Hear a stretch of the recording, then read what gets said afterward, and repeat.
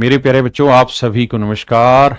अंजलि शर्मा, राकेश गुप्ता, हार्दिक, वरुण, सर्वेश प्रजापति, दीपक यादव, मेरे नन्हे मुन्ने प्यारे बच्चों, आप सभी का स्वागत है इस सेशन में। आप सभी का स्वागत है इस क्लास में। मेरे प्यारे बच्चों, आप सभी को नमस्कार। सप्तऋषि मंडल, रणधीर, रवि, मीना, सर्वेश प्रजापति, मोहित, सेवा, मेरे नन्हे मुन्ने प्यारे बच्चों, आप सभी को नमस्कार। आप सभी का स्वागत है इस सेशन में। आइए मेरे बच्चे आगे बढ़ते हैं और क्वाड्रिलेटरल में आज हम सीखने जा रहे हैं रेक्टेंगल, आयत सीखने जा रहे हैं। आपके मन में जो भी डाउट होगा रेक्टेंगल से रिलेटेड, आज वो सारे डाउट दूर करेंगे।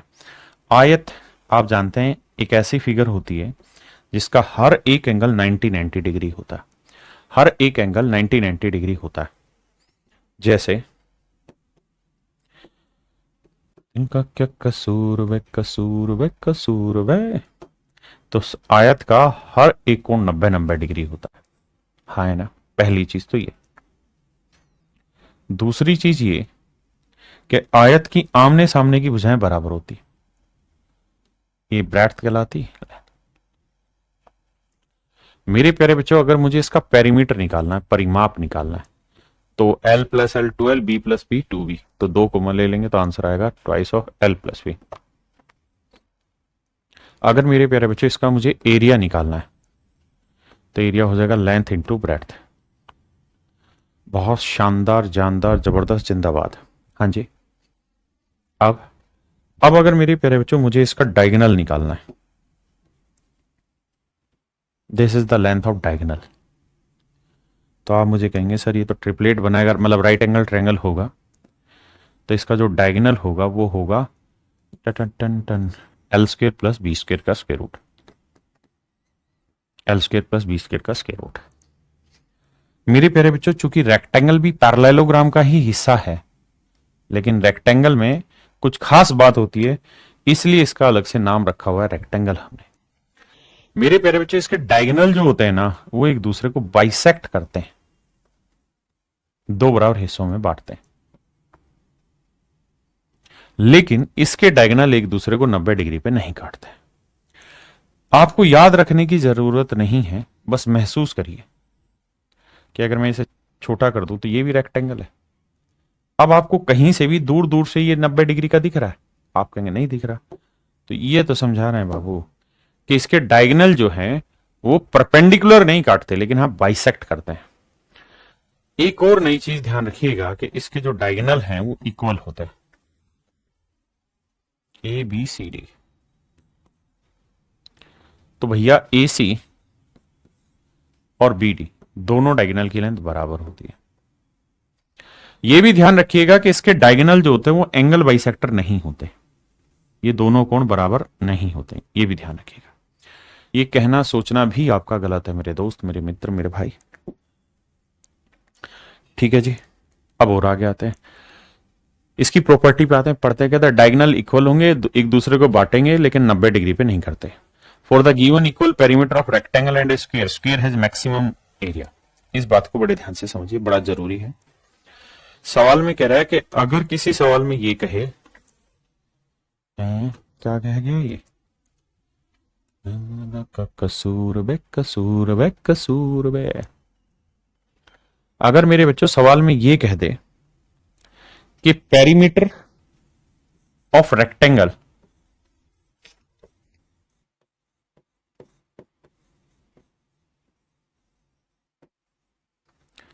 और पेरीमीटर ऑफ स्क्वायर दोनों अगर आपस में बराबर है, यानी वर्ग का परिमाप और आयत का परिमाप अगर दोनों बराबर है, तो मेरे प्यारे बच्चों एरिया जो होगा ना वो स्क्वायर का ज्यादा होगा। एरिया ऑफ स्क्वायर बड़ा होगा, ग्रेटर होगा एरिया ऑफ रेक्टेंगल से। रेक्टेंगल से बड़ा एरिया होगा। छोटी छोटी बातें सीखते जाइए, आगे बढ़ते रहिए। हाँ जी, क्या कहा मैंने कहा कि अगर पेरीमीटर दोनों का बराबर है तो जिसकी सारी भुजाएं बराबर होंगी उसका एरिया सबसे बड़ा होगा। दूसरी कैरेक्टरिस्टिक थी। तीसरा, the figure form by joining the mid point of the adjacent side of a rectangle is a rhombus. Very important point है, इतना जरूरी पॉइंट है कि भूल के भी भूलना नहीं। क्या कि भैया अगर किसी रेक्टेंगल की सारी साइड्स के मिड पॉइंट को आप मिला दें, अगर किसी आयत की सारी भुजाओं के मध्य बिंदुओं को आप मिला दें, किसी रेक्टेंगल की सारी साइडों के मिड पॉइंट को आप मिला दें, किसी आयत की सारी भुजाओं के मध्य बिंदुओं को मिला दें,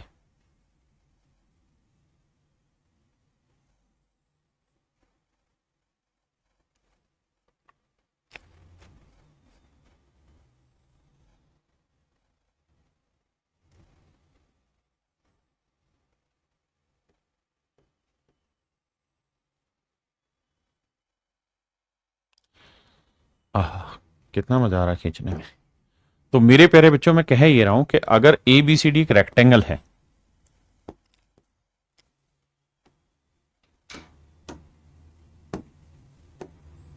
अगर ए बी सी डी अगर एक आयत है और ये मेरे प्यारे बच्चों पी क्यू आर एस है,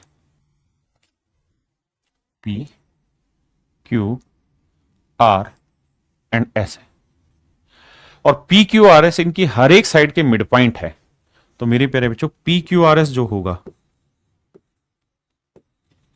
is a rhombus, is a rhombus. तो पी क्यू आर एक रोम्बस होगा,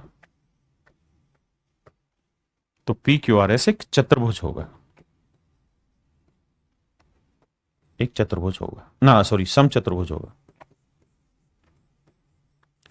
पी क्यू आर एस एक मेरे प्यारे बच्चों सम चतुर्भुज होगा। ये मैं समझाने की कोशिश कर रहा हूं, जो तीसरा पॉइंट था कि अगर किसी रेक्टेंगल की सारी एडजेसेंट साइड्स के मिड पॉइंट को मिलाएंगे तो जो फिगर बनेगी वो रोम्बस बनेगी। अब आगे आते हैं, एरिया लेंथ इंटू ब्रेड्थ होता है, डायगोनल निकालने का सूत्र बता दिया, पेरीमीटर बता दिया। अब आगे आते हैं, अगर मेरे प्यारे बच्चों दोनों डायगोनल के बीच में बनने वाला कोण आपको दे रखा हो, दोनों विकर्णों के बीच में बनने वाला कोण आपको दे रखा हो, ये डायगोनल है, ये डायगोनल, दोनों डायगोनल के बीच में बनने वाला कोण आपको दे रखा है, ये दे दिया। ये डायगोनल डी है, ये डायगोनल भी डी है, और मेरे प्यारे बच्चों अगर आपसे पूछा जाए कि इसका एरिया बताइए, अगर आपसे पूछा जाए इसका एरिया बताइए, तो आप होगा half into D square into sine theta. बहुत ही जबरदस्त फार्मूला है, रट लीजिएगा कि अगर किसी रेक्टेंगल में जहां पर दोनों डायगोनल आपस में टकरा रहे हों, तो एक होगा बड़ा कोण, ये होगा बड़ा कोण और ये होगा छोटा कोण, तो आपने छोटे वाला कोण उठा लेना है, और half into D one into D मतलब D one into D two दोनों ही सेम है, तो half into D square into sine theta आपका एरिया निकाल के दे देगा। अगली बात करते हैं, बहुत छोटी छोटी मगर बहुत मोटी मोटी और अच्छी बातें बताने जा रहा हूं, पेपर में सॉल्व डायरेक्ट आता है। आपको याद होगा मैंने बताया था कि पैरेललोग्राम के अगर सारे एंगल के एंगल बाइसेक्टर आप खींचोगे तो रेक्टेंगल बनता है, आपने कहा हाँ, लेकिन अगर रेक्टेंगल के सारे एंगल के एंगल बाइसेक्टर आप खींचेंगे, अगर रेक्टेंगल के सारे एंगल के एंगल बाइसेक्टर आप खींचेंगे, तो मेरे प्यारे बच्चों जो फिगर बनेगी ना वो कुछ और नहीं, स्क्वायर बन जाएगी। ध्यान देना, अगर रेक्टेंगल के सारे एंगल के एंगल बाइसेक्टर आप खींचेंगे तो जो फिगर बनेगी वो वर्ग बनेगी, स्क्वायर बनेगी। जो बनेगी फिगर वो क्या बनेगी मेरे प्यारे बच्चों, वर्ग बनेगी, पक्की बात है। अब मेरे प्यारे बच्चों अगर किसी रेक्टेंगल में जो लेंथ है, इन दोनों साइडों के मिड पॉइंट ले लें, कि ये ले लें और एक ले लें, और इनको अपोजिट वर्टेक्स से ज्वाइन करा दें, इससे हमने इसको ज्वाइन करा दिया, तो ये डायगोनल जो होगा ना ये इसे 3 इक्वल हिस्सों में बांटेगी, 3 बराबर हिस्सों में बांटती है। तो ये डायगोनल को मेरे प्यारे बच्चों 3 बराबर हिस्सों में बांट देती है। अब आपके सवाल शुरू होते हैं, रेक्टेंगल का बेसिक मैंने एक्सप्लेन कर दिया। पेपर में सवाल कौन से विशेष पूछे जा सकते हैं, पहला तो ये पूछा जा सकता है कि अगर इसके सारे एंगल बाइसेक्टर मिला दिए जाएं, मतलब सारे एंगल बाइसेक्टर खींचे और फिर कोई फिगर बने तो उस फिगर का नाम क्या होगा। दूसरा सवाल आपसे ये पूछा जा सकता है कि अगर हम इसकी सारी साइड्स के मिड पॉइंट को मिला दें तो जो फिगर बनेगी वो क्या बनेगी। बहुत जरूरी है, हाँ है ना। विश्वजीत सिंह बाबू आप कति मेंटल हो चुके हैं, कह रहे इतना जल्दी ज्योमेट्री खत्म क्यों कर रहे हो, थोड़ा आराम से, पता नहीं आप सार्केज्म के नजरिए से कह रहे हैं या कैसे। मैं वैसे ही पढ़ाता हूं जैसा मेरे को पढ़ाना है। मैं ना तो आपके वजह से जल्दी करता ना देर करता, इसलिए आरोप मत लगाइए। आइए सवाल पे। क्योंकि आपके लिए ये एक जरिया है सरकारी नौकरी पाने का, लेकिन मेरे लिए मेरा जीवन है ये। मैं पढ़ाने के अलावा मुझे और कोई काम आता नहीं है जो मैं करूंगा, तो इसलिए मैं उसमें ईमानदार हूं और रहूंगा 100%। सवाल में कह रहा है कि आयत में क्या विशेषता होती है? क्या डायगोनल एक दूसरे के इक्वल नहीं होते? गलत बात है, इक्वल होते, तो ये गलत पॉइंट आ गया। डायगोनल अपोजिट साइड्स को बाइसेक्ट करते हैं? बिल्कुल भी नहीं करते। अपोजिट एंगल को बाइसेक्ट नहीं करते। क्या डायगोनल एक दूसरे को परपेंडिकुलरली काटते हैं? नहीं काटते। कह रहा कंजुगेटिव एंगल आर कॉन्ग्रुएंट। ये बात बिल्कुल सही है, क्योंकि जो रेक्टेंगल होते हैं उसके लगातार जो कोण होते हैं वो बराबर होते हैं। कॉन्ग्रुएंट का मतलब बराबर। देखिए ये 90 है, ये भी 90 है, ये लगातार हुआ, ये भी 90 होगा, ये लगातार हुआ, फिर इसके लगातार ही। तो पहले वाला पॉइंट मेरे बच्चे एब्सोल्युटली करेक्ट है।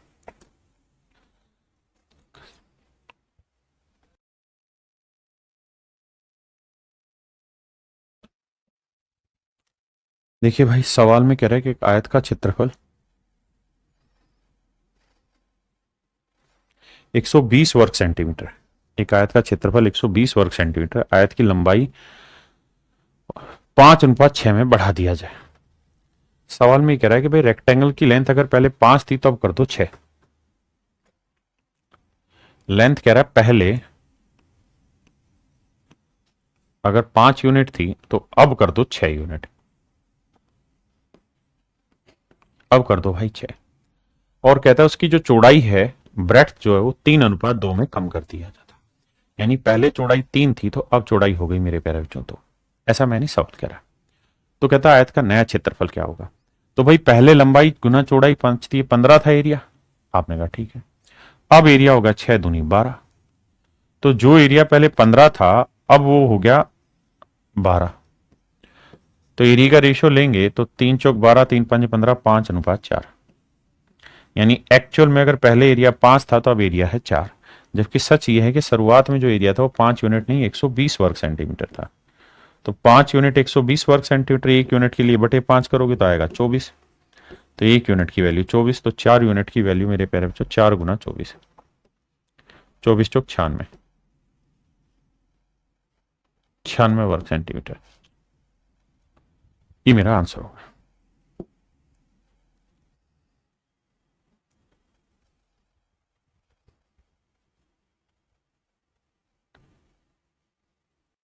देखिए मेरे बच्चे, सवाल में कह रहा है ratio of length to the breadth of a rectangle is 3:2।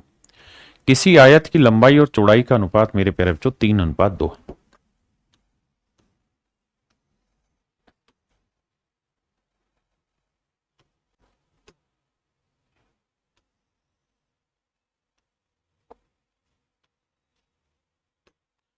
कहता है लेंथ और ब्रेड्थ का रेशियो 3:2 है, यानी लेंथ 3 है तो ब्रेड्थ है 2। सवाल में कह रहा है कि मान लीजिए ये 3x है तो ये 2x है। अब बाबू सवाल में एक पॉइंट उठा के दिया है, और वो ये कि अगर आयत की प्रत्येक भुजा को दोनों तरफ से 1-1 सेंटीमीटर बढ़ा दिया जाए, यानी 1 सेंटीमीटर इधर बढ़ेगी तो 1 सेंटीमीटर इधर बढ़ेगी, यानी हर एक साइड 1 और 1 2 सेंटीमीटर बढ़ गई, तो लेंथ बढ़ गई मेरे प्यारे बच्चों 3x+2। आपने कहा साहब बिल्कुल ठीक है। और ब्रेड्थ भी इधर भी 1 सेंटीमीटर बढ़ाओगे, इधर भी 1 सेंटीमीटर, तो 2 सेंटीमीटर बढ़ गई, तो ब्रेड्थ हो गई 2x+2। आपने कहा बिल्कुल ठीक है। तो कहता है ऐसा करने से इनकी लंबाई और चौड़ाई का नया अनुपात 10:7 हो जाता है। ये देखो दूसरा सवाल है। कहता है तो ये नई लेंथ होगी और ये नई ब्रेड्थ होगी 2x+2। तो कहता है जी इनका जो रेशियो निकल के आता है ना, वो मेरे बच्चे 10:7 हो जाता है। ऐसा मैं नहीं सवाल कह रहा। भाई क्रॉस मल्टीप्लाई करेंगे, एक्स की वैल्यू फाइंड आउट करेंगे, यहां रखेंगे यहां रखेंगे, लेंथ ब्रेड्थ आपके पास आ जाएगी। फिर एरिया निकालना कोई मुश्किल काम होगा नहीं। अरे हाँ है ना, बिल्कुल। नेक्स्ट पे अगला सवाल सेम है हूबहू, नेक्स्ट पे आइए।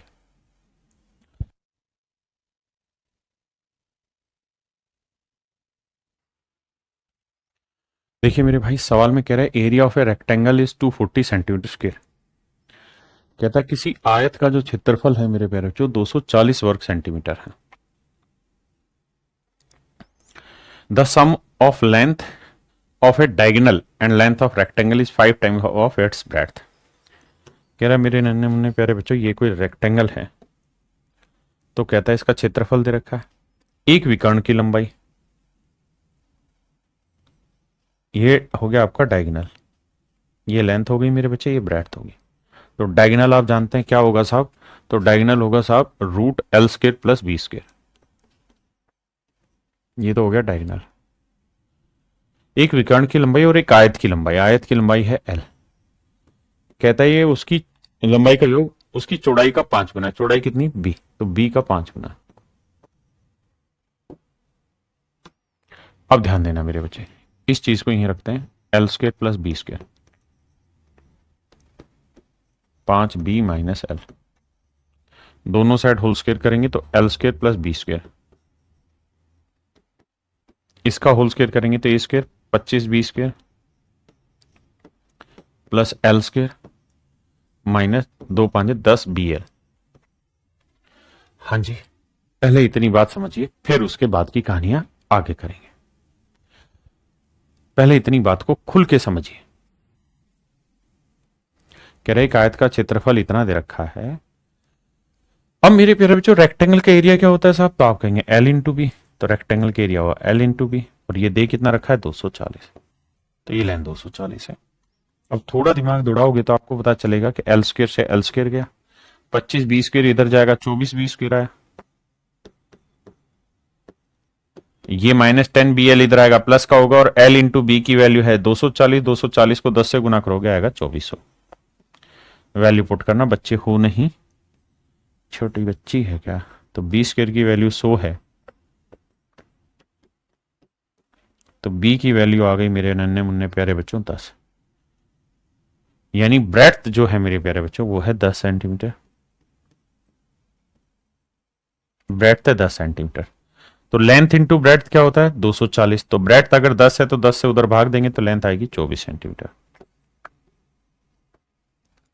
तो लेंथ आएगी मेरे प्यारे बच्चों 24 सेंटीमीटर। और यही आपसे पूछा हुआ है कि आयत की लंबाई ज्ञात करिए।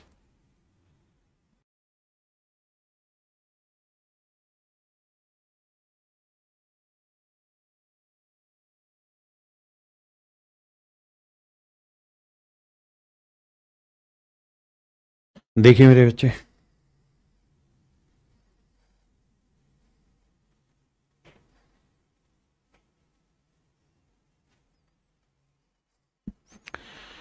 कह रहा है area of a rectangle is this centimetre square, if the length of a rectangle is increase by this and area of a rectangle is increase by this, find the breadth of its rectangle. मेरे बच्चों ध्यान से समझिएगा, तो समझाइएगा ना। कहता है ये रेक्टेंगल की लेंथ है, ये ब्रेड्थ है, सवाल में कहता है इसका एरिया दे रखा है 2250 मान लीजिए। अब कहता है अगर रेक्टेंगल की लेंथ बढ़ा दे 5, तो नई लेंथ हो गई l+5, ब्रेड्थ में कह रहा कोई छिड़खानी नहीं कर रहे हैं, तो कह रहा है जो एरिया है वो पहले से 225 वर्ग सेंटीमीटर बढ़ जाता है, तो यानी पहले एरिया कितना था l इंटू बी, बिल्कुल ठीक है सर। अब कितना हो गया l इंटू बी प्लस 225, भाई l इंटू बी की वैल्यू ही तो है 2250, आपने कहा ठीक है, ध्यान से मेरी बात सुनिए। पहले एरिया था लेंथ इंटू ब्रेड्थ, अब हो गया ये लेंथ इंटू ब्रेड्थ, कह रहा है ये जो एरिया है ये इससे 225 ज्यादा है। पेपर में आपको ये सब नहीं करना है, पेपर में थोड़ा समझदारी का काम करना है, लेकिन मैं डिटेल समझाऊंगा तब उसको कॉन्सेप्ट समझोगे। एल को बी से गुना करोगे तो ये एल इंटू बी ही आएगा, और ये जितना लेंथ में बढ़ा है बस इसी को बी से गुना करना है, ये 5b, यही आपकी काम की चीज है और कुछ है ही नहीं है। कारण क्या है कि एल बी तो यहां पे भी होगा, क्योंकि एरिया बढ़े या घटे ओरिजिनल एरिया में ही बढ़ेगा घटेगा, तो ये एल बी और एल बी कट जाएगा ऐसे हर सवाल में हमेशा ही। तो आपके लिए जरूरी ये है मेरे बच्चे कि आपने कुछ नहीं करना, ये 5 बढ़ाना तो 5 को 20 से गुना किया, इसके बराबर रखा, तो बी की वैल्यू 225/5 यानी 5 20 5 5 25 45 सेंटीमीटर। तो आयत की चौड़ाई निकल के आ जाएगी 45 सेंटीमीटर। हाँ जी, अगर वो लंबाई पूछता तो हमें उस 2250 की जरूरत होती, वहां फिर हम 45 रखते और फिर हम लेंथ निकालते। ठीक है जी, राहुल मौर्य जी आए।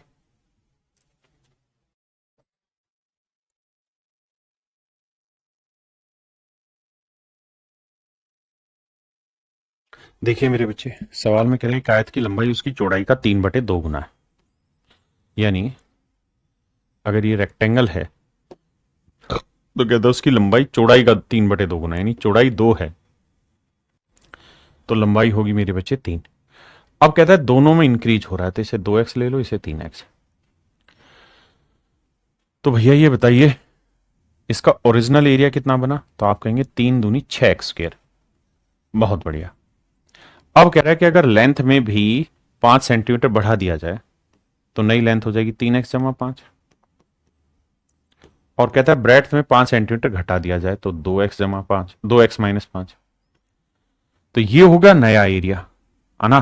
और सवाल में कह रहा है जो नया एरिया है वो ओरिजिनल एरिया से 115 वर्ग सेंटीमीटर कम है, इससे 115 वर्ग सेंटीमीटर कम है ओरिजिनल से। तो इन्हें गुना करेंगे, 3 दूनी 6x², 3 5 15x, 5 दूनी 10x और 5 5 25। ये तो मेरे बच्चे हर हाल में कैंसिल होगा ही होगा, मैटर वही बचता है बीच वाला। तो देखो 10 में से 15 आ गया -5x और 25 उधर जाएगा तो प्लस का होगा, तो ये आएगा कितना 95 या 90, 90 बचा, माइनस का माइनस है माइनस, x की वैल्यू आई 18।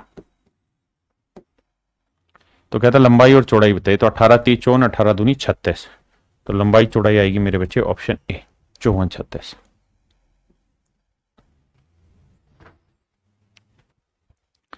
देखिए मेरे बच्चे सवाल में कह रहा है कि आयत का क्षेत्रफल इतना वर्ग सेंटीमीटर, इसकी लंबाई इतनी बढ़ा दें, चौड़ाई 1 सेंटीमीटर घटा दें। कह रहा भैया ये कोई रेक्टेंगल है बाबू।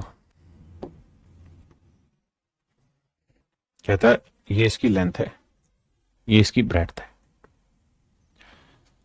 अब कहता है कि अगर लास्ट लाइन को पढ़ना,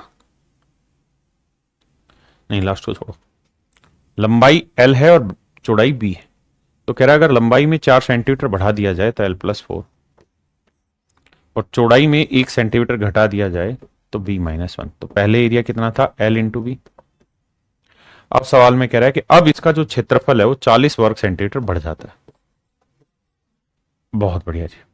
देखो यार l को b से गुना करोगे कट जाएगा, मीन है l को -1 से करोगे -l आया, और समझ रहे हो ना, और फिर 4 को b से करोगे +4 भी आया, और 4 को -1 से करोगे -4 आया, और बराबर है 40। तो -l + 4b बराबर आया 44।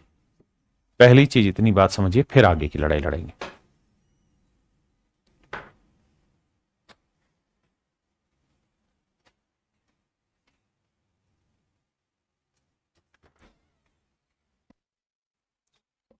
अब मेरे प्यारे बच्चों सवाल में मुझसे पूछा है कि तो बताइए इसकी चौड़ाई का 4 गुना, यानी इसकी चौड़ाई कितनी है b, तो इसका 4 गुना 4b, और इसकी लंबाई, लंबाई है l।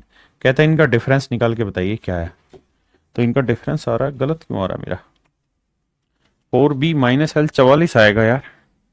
भाई देखो एक कम किया है ना और उसको 4 सेंटीमीटर बढ़ाया है तो 40 सेंटीमीटर बढ़ रहा है। गलती कहाँ कर रहे हैं बताना भाई, गलती 44 ही होना चाहिए ना, गलती करी कहीं ना कहीं।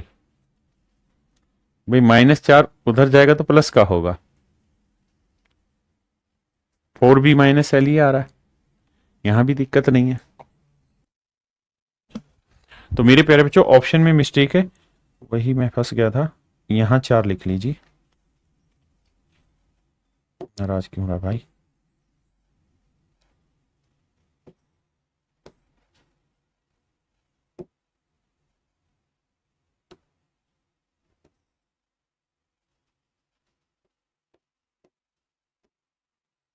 तो आंसर होगा मेरे बच्चे 44 centimetre, that is absolutely correct. ठीक है जी, आइए नेक्स्ट।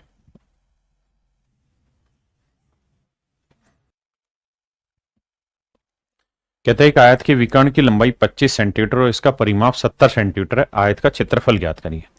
मेरे प्यारे बच्चों पेरीमीटर जो होता है रेक्टेंगल का वो होता है twice of length plus breadth, twice of length plus breadth, ये है मेरे प्यारे बच्चों 70। तो लेंथ प्लस ब्रेड्थ 70 को 2 से भाग देंगे आएगी 35। बिल्कुल ठीक है। अब कह रहा है कि इसका विकर्ण की लंबाई, तो विकर्ण की लंबाई होती है l² + b² का स्क्वायर रूट, ये है मेरे प्यारे बच्चों 25। मोटी बात करें तो L square plus B square बराबर होगा किसके, 25 के वर्ग के। भाई हट, 25 के वर्ग के। आपने कहा ठीक है। अब मेरे बच्चों आप क्या किया करो, यहां पे आप ट्रिपलेट चेक कर लिया करो और कुछ नहीं। ट्रिपलेट कैसे, कि भाई ऐसा ट्रिपलेट ढूंढिए जिसकी सबसे बड़ी साइड हो 25। तो आप कहेंगे सर 7 24 25 सेट होता है, मान ली बात है। लेकिन अब ये भी देखिए क्या लेंथ प्लस ब्रेड्थ का जोड़ 31 आ रहा है, 7 24 25 तो नहीं आ रहा सर, नहीं आ रहा। तो इसका मतलब ये ट्रिपलेट गलत है। फिर और कौन सा ट्रिपलेट, सर एक ट्रिपलेट होता है 15 20 25।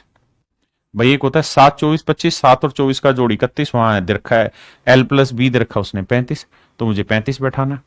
तो 15 जमा 20 कितना हुआ, तो सर 35 सेट हो गया। तो इसका मतलब एक लेंथ को 15 ले लो, उसको 20 ले लो, कह रहा है क्षेत्रफल ज्ञात करो। तो 15 गुना 20 कितना आया मेरे बच्चे, 300। यानी हमें महज क्या करना है, उस चीज में छोटी सी समझ तैयार करनी है।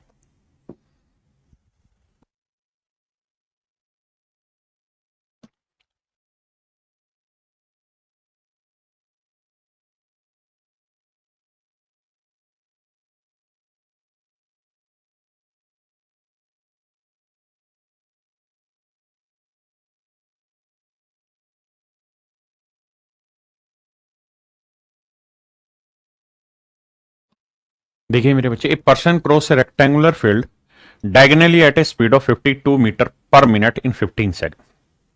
कहता जी एक आदमी है, वो बेसिकली डायगनली चलता है एक रेक्टेंगुलर फील्ड में, यानी यहां से यहां जा रहा है, डायगनली जा रहा है। लेकिन किस स्पीड से जा रहा है, वो जा रहा है जी 52 मीटर पर सेकंड की स्पीड से, 52 मीटर पर मिनट की स्पीड से, माफ करिएगा।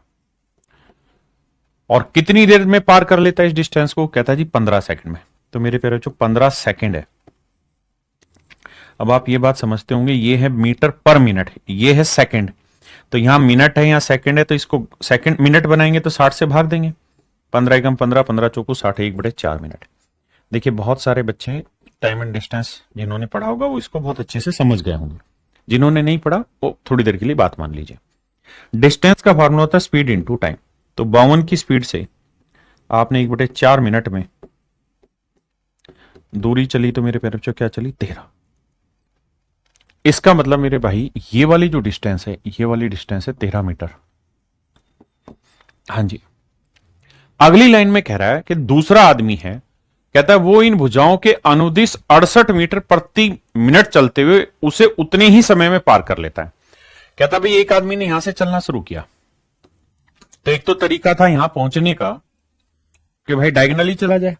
दूसरा बेचारा भोला आदमी था, वो रस्ते रस्ते चलता रहा, वो यहां आया, फिर यहां से राइट एंगल मुड़ा, फिर यहां पहुंचा। तो जो राइट एंगल मुड़ा वो किस स्पीड से चल रहा था भैया, वो चल रहा था साहब 68 मीटर पर मिनट के अकॉर्डिंग, पर मिनट की स्पीड से। कहता है टाइम इसने भी उतना ही लिया, कहता है एट द सेम टाइम, कहता उतने ही समय में, उतने ही समय में मेरे प्यारे बच्चों एक कहानी हुई। तो 15 ही सेकंड में बटे 60 करेंगे तो 1/4 मिनट में।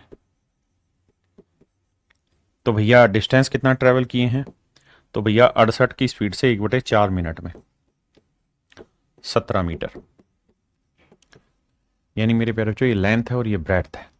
तो सवाल में हमें ये कह रहा है कि भाई लेंथ प्लस ब्रेड्थ है 17 मीटर। आपने कहा जी ठीक है। अब मेरे प्यारे बच्चों आपको लगाना होगा यहाँ ट्रिपलेट। क्या लगाना होगा जी, ट्रिपलेट। कैसे लगेगा भाई ट्रिपलेट, तो साहब ट्रिपलेट ऐसे लगेगा, ट्रिपलेट ऐसे लगेगा,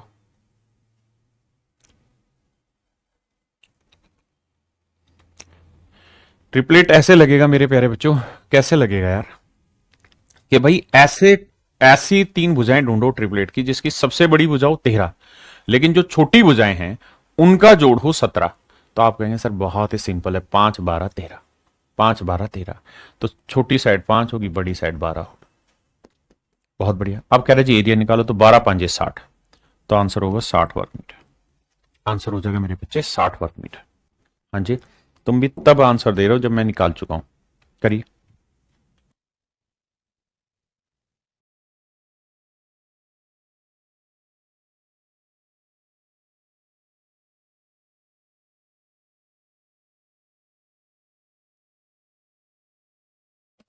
देखिए यार, सवाल में कह रहे एक आदमी है, उसकी स्पीड है 1.8 किलोमीटर पर आवर।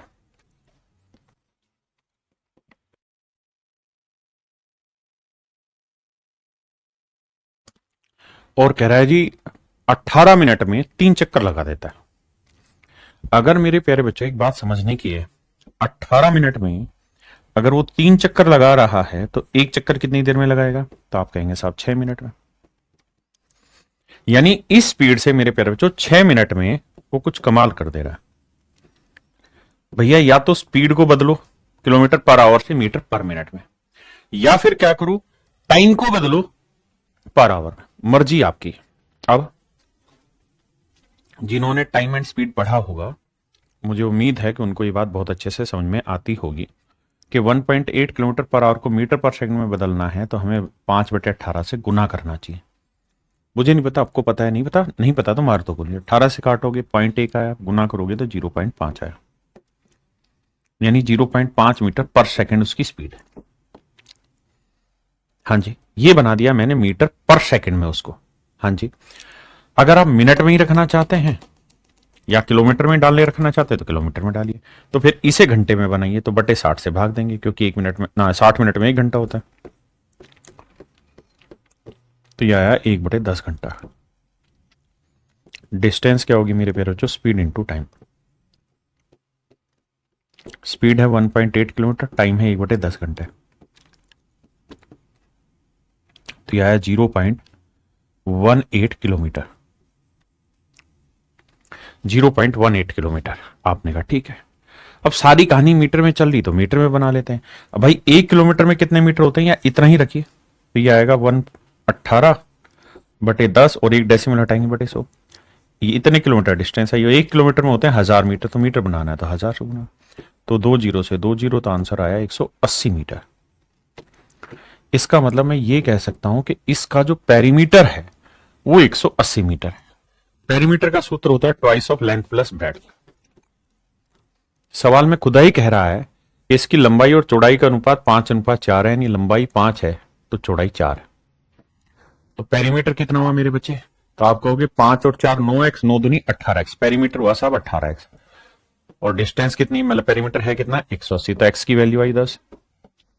तो एक्चुअल में जो लेंथ है वो है 50 और जो ब्रेड्थ है वो है मेरे बच्चे 40। अब कहता है एरिया बताइए, तो एरिया होता है लेंथ इंटू ब्रेड्थ, वो हो जाएगा 2000 वर्ग मीटर। शांति से पढ़ेंगे तो धीरे धीरे मेरे प्यारे बच्चों सारी बात समझ में आएगा।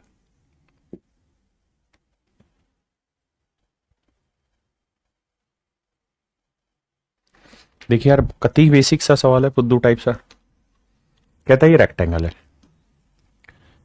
सवाल में कह रहा है कि इसके अंदर जो डायगोनल हमने खींचा है, ट्रिपलेट बैठाया करो, नहीं बैठेगा तो डिटेल सोल्व करना। तो डायगोनल है 17 और चौड़ाई है 8, तो मेरे बच्चे 8 15 17 ट्रिपलेट है।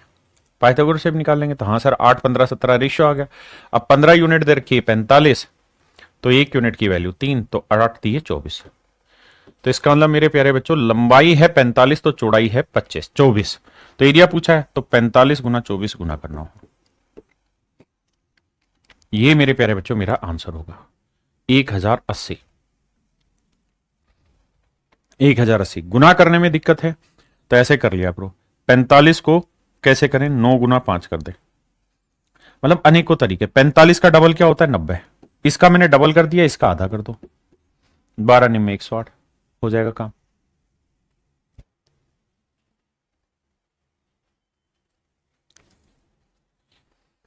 कह रहा जी एक आयत के विकर्ण की लंबाई 65 है।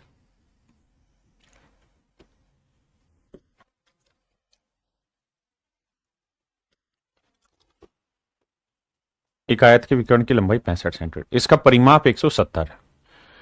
अगर परिमाप 170 है तो परिमाप होता है twice of length plus breadth. ये 170 है मेरे बच्चे, तो तय है कि काटोगे तो लेंथ प्लस ब्रेड्थ निकाल दोगे। सर कितनी आएगी? सर लेंथ प्लस ब्रेड्थ आएगी 2 8 16 और 2 5 10 85। तो अब ऐसा कोई ट्रिपलेट ढूंढिए जिसकी सबसे बड़ी भुजा हो 65। क्यों हो भाई 65? क्योंकि सर ये राइट एंगल के सामने, और जो दो छोटी भुजाएं हैं इनका जोड़ हो मेरे भाई 85। इनका जोड़ हो मेरे प्यारे बच्चों 85। लगाइए भाई।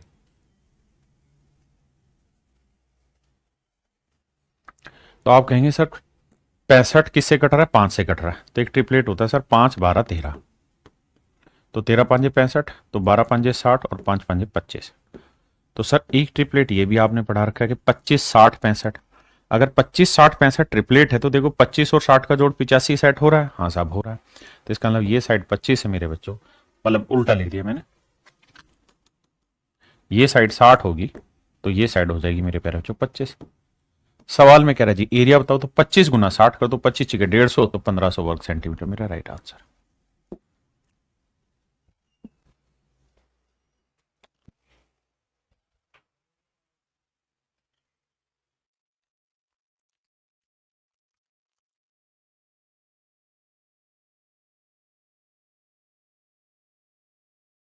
देखिए मेरे बच्चे,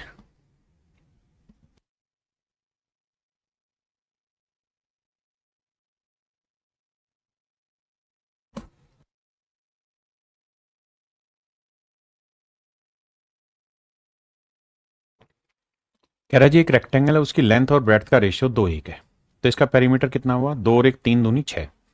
तो अगर इसका परिमाप 6 है तो स्क्वायर का भी परिमाप 6 है। बिल्कुल ठीक है जी, इसमें कोई दो राय नहीं है। कह रहा है एक रेक्टेंगल और एक स्क्वायर दोनों का पेरीमीटर बराबर है। आयत की दो आसन भुजाओं की लंबाई का अनुपात 1:2 है। तो इसका पेरीमीटर निकालेंगे, 2 और 2 4 और 2 6 हुआ। तो 6 को यहां बराबर बराबर हिस्सों में बांटेंगे, तो 4 हिस्सों में बांटेंगे तो हर एक हिस्से की वैल्यू आएगी 3/2। आपने कहा जी ठीक है। अब कहता है इनके एरिया का रेशियो बताओ। तो भैया आयत का क्षेत्रफल होगा 2 एकम 2, जबकि इसका स्क्वायर का एरिया होगा 3 का वर्ग 9 और 2 का बटे 4, 4 दूनी 8। तो आंसर होगा मेरे प्यारे बच्चों 8:9। उसने पहले आयत लिखा फिर वर्ग लिखा, तो आंसर होगा मेरे बच्चे 8:9। Option B. हाँ है ना?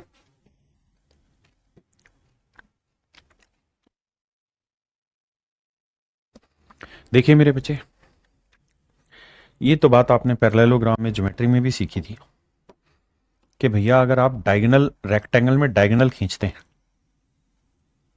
अगर इस तरीके से आप रेक्टेंगल में डायगोनल खींचते हैं तो 4 त्रिभुज बने, और मजे की बात यह है कि चारों ही त्रिभुजों का जो क्षेत्रफल है वो बराबर होगा।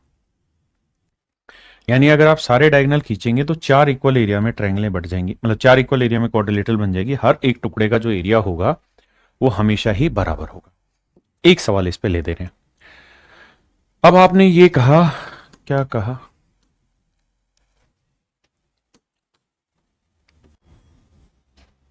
साहब हमने मिला दिया डायगोनल। अगर डायगोनल मिला दी मेरे प्यारे बच्चों, तो हमने ये चीज समझी कि इसे 4 इक्वल एरिया में बांटा जा सकता है। अब कह रहा है एल एम एन ओ इनके मध्य बिंदु है, तो एल एम एन ओ का जो क्षेत्रफल होगा वो पूरी क्वाड्रिलेटरल के एरिया का क्या होगा? पता नहीं किस मोड़ पे नारायण मिल जाए। आओ, मैं मानता हूं कि भाई पूरी क्वाड्रिलेटरल का जो एरिया वो 16 यूनिट है। थोड़ी देर ध्यान देना, पूरी क्वाड्रिलेटरल का यानी ए बी सी डी का एरिया 16 है। याद आई चीज? तो यहां से 2 हिस्सों में बांट दिया, यहां से 2 हिस्सों में बांट दिया, तो ये एरिया 4 होगा। ये 4 4 4। अरे बोलो भाई, बताया कि नहीं बताया?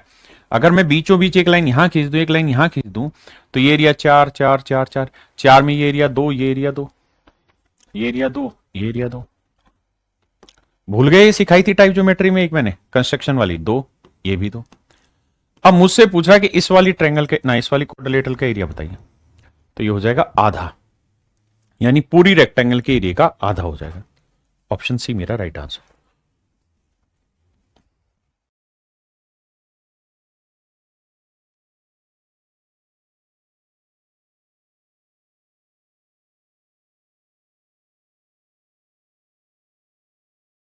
देखिए मेरे बच्चे, कॉन्सेप्ट वही, अगर मैं ये डायगोनल खींच दूंगा तो बेसिकली 2 इक्वल एरिया में ट्रायंगल को बांट देगा। जितना एरिया इसका होगा उतना ही एरिया मेरे प्यारे बच्चों इस वाले ट्रायंगल का होगा। आपने कहा ठीक है। सवाल में कह रहा है पी क्यू आर ट्रायंगल के एरिया 48 है, तो मेरे प्यारे बच्चों अगर ये वाला एरिया 48 है ना, ये वाला 48 है, तो हर हाल में ये भी 48 होगा। यानी अगर कोई आपसे पूछे पूरी रेक्टेंगल के एरिया कितना होगा, तो 48 दूनी 96 वर्ग सेंटीमीटर होगा। पूरी रेक्टेंगल के एरिया 96 वर्ग सेंटीमीटर होगा। ठीक है जी, मैं ये कह रहा हूं अगर पूरी का एरिया 96 है तो अभी जो कॉन्सेप्ट सिखाया उस कॉन्सेप्ट से ये बात तो जानते हैं। कि ए बी सी डी क्या है मेरे बच्चे, इसके मध्य बिंदु। और ये बताया कि भाई इसका जो एरिया है, इसका जो एरिया बना मिड पॉइंट मिलाने पे जो फिगर बनी, इसका जो एरिया है वो पूरी बड़ी फिगर के एरिया का आधा होगा। आपने कहा तो पूरी का एरिया 96 था, तो इसका एरिया कितना होगा, 48। ये एरिया 48 हुआ। यानी मेरे नन्हे मुन्ने बच्चों, ये वाला जो एरिया आया इसका, ये एरिया 48 आया। आपने कहा साहब ठीक है, अगर ये एरिया 48 आया तो ये वाला एरिया कितना हुआ, ये वाला एरिया 24 होगा, क्योंकि ये डायगोनली तो है। और अगर ये डायगोनल है तो एरिया को 2 इक्वल पार्ट्स में बांटेगा।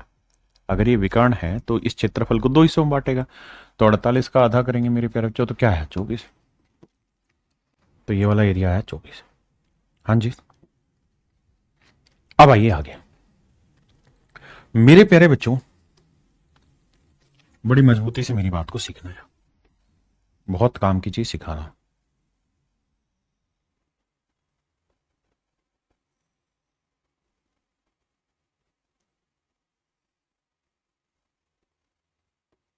मेरे बच्चे, इस पॉइंट को मैं कहीं पे भी ले लूं,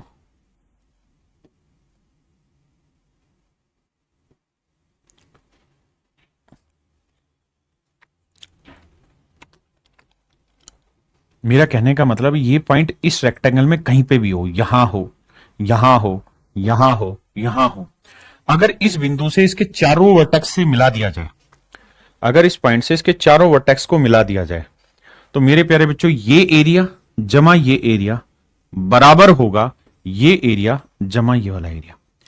ये बात ध्यान रखिएगा कि इन अपोजिट एरियाज का जो सम है वो इन अपोजिट एरियाज के सम के हमेशा ही बराबर आएगा। ये बिंदु कहीं पे भी हो, चाहे बिंदु यहां हो, है ना, चाहे मैं कोई रेक्टेंगल यहां बना लूं। और अब मेरे बच्चे, अगर मैं आपको कहूं यहां पे लेके आओ सारी को,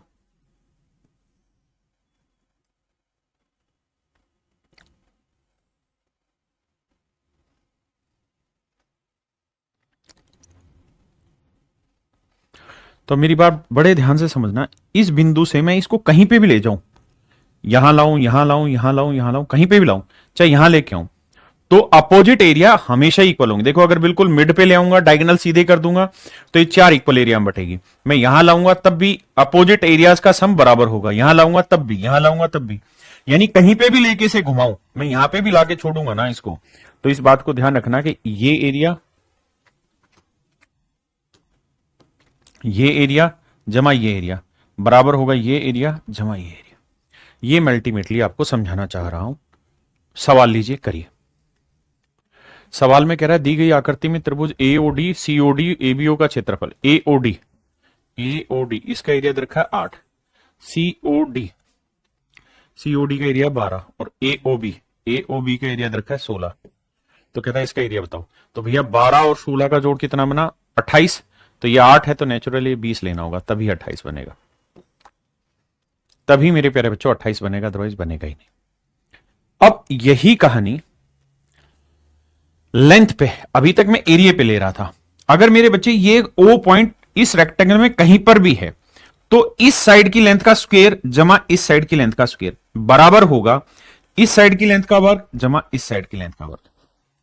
यानी एओ स्क्वायर प्लस ओसी स्क्वायर बराबर होगा ओबी स्क्वायर प्लस ओडी स्क्वायर, ओबी स्क्वायर प्लस ओडी स्क्वायर, ओए स्क्वायर प्लस ओसी स्क्वायर। ये हमेशा बराबर होगा। करिए भाई। ओए इधर रखा 6, ओसी इधर रखा 8, ओडी इधर रखा 6, कहता है ये पूछा है।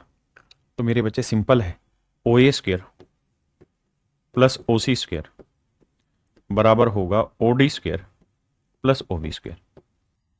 मेरे प्यारे बच्चों वैल्यू रख देना, ये निकालोगे तो 8 ही निकल के आएगी। हाँ है ना, करिए भाई।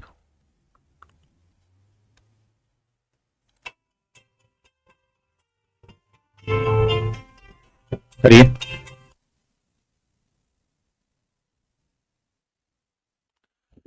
अब मेरे बच्चों इसकी लेंथ निकालनी है, तो क्या होगा, इसका वर्ग जमा इसका वर्ग बराबर इसका वर्ग जमा इसका वर्ग, तो 3 का वर्ग जमा 5 का वर्ग बराबर होगा 4 का वर्ग जमा ओडी का वर्ग। ओडी की लेंथ मेरे प्यारे ना, ये क्या था, क्यूडी, तो QD की लेंथ मेरे प्यारे बच्चों हमें निकालनी है, सिंपल सोल्व करके खत्म करेंगे कहानी। अब आइए, सेम यही चीज रहेगी। ये जो बिंदु है मेरे बच्चे, ये बिंदु इसके अंदर भी हो सकता है,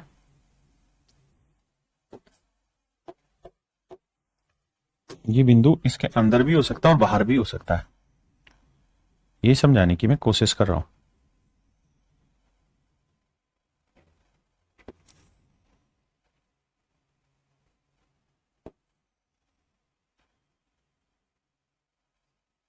ये पॉइंट इसके अंदर भी होगा तब भी सारा खेल वही चलेगा मेरे बच्चे। यहां होगा तब भी खेल वही चलना है, यहां होगा तब भी वही खेल चलना है, यहां होगा तब भी वही खेल है, यहां होगा तब भी वही, यहां होगा तब भी वही।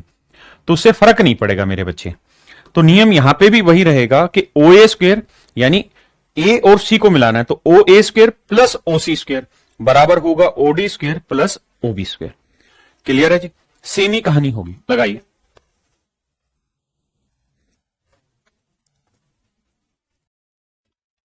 देखिए मेरे भाई, कह रहा कोई रेक्टेंगल है,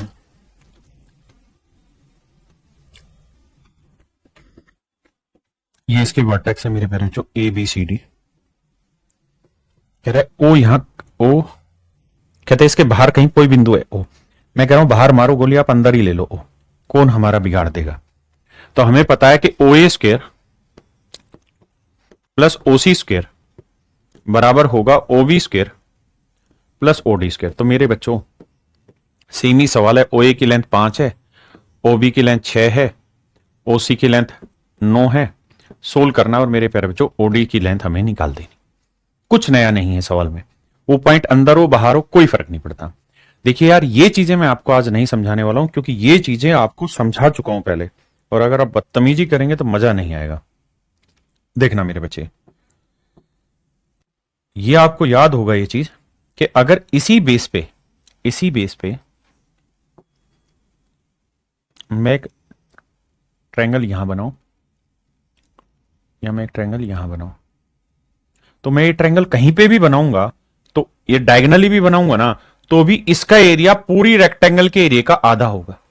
याद है कि भूल गए? पैरेललोग्राम में भी सेम ही चीज होनी, रोम्बस में भी सेम ही चीज होनी, स्क्वायर में भी सेम चीज होनी। यानी मैं यहां रखूं ये बिंदु, यहां रखूं, यहां रखूं, यहां रखूं, यहां रखूं, हर हाल में मेरे बच्चे ये आधा ही होगा। ये पॉइंट कितने बच्चों को याद है? ये मैंने समझा रखा, मैं दोबारा नहीं एक्सप्लेन करूंगा। बताइए। कहता पी क्यू की वैल्यू, अबे यार रुक, पी क्यू की वैल्यू 24 है भाई, बिल्कुल ठीक है। क्यू आर की वैल्यू 16 है। तो कहता है इस ट्रायंगल का एरिया बताइए। तो मेरे बच्चे कितना आसान है, पूरी रेक्टेंगल का एरिया निकालो, 24 गुना 16 होगा, और उसका आधा कर दो तो इस ट्रायंगल का एरिया निकल के आ जाएगा। यार इसमें क्या दिक्कत है?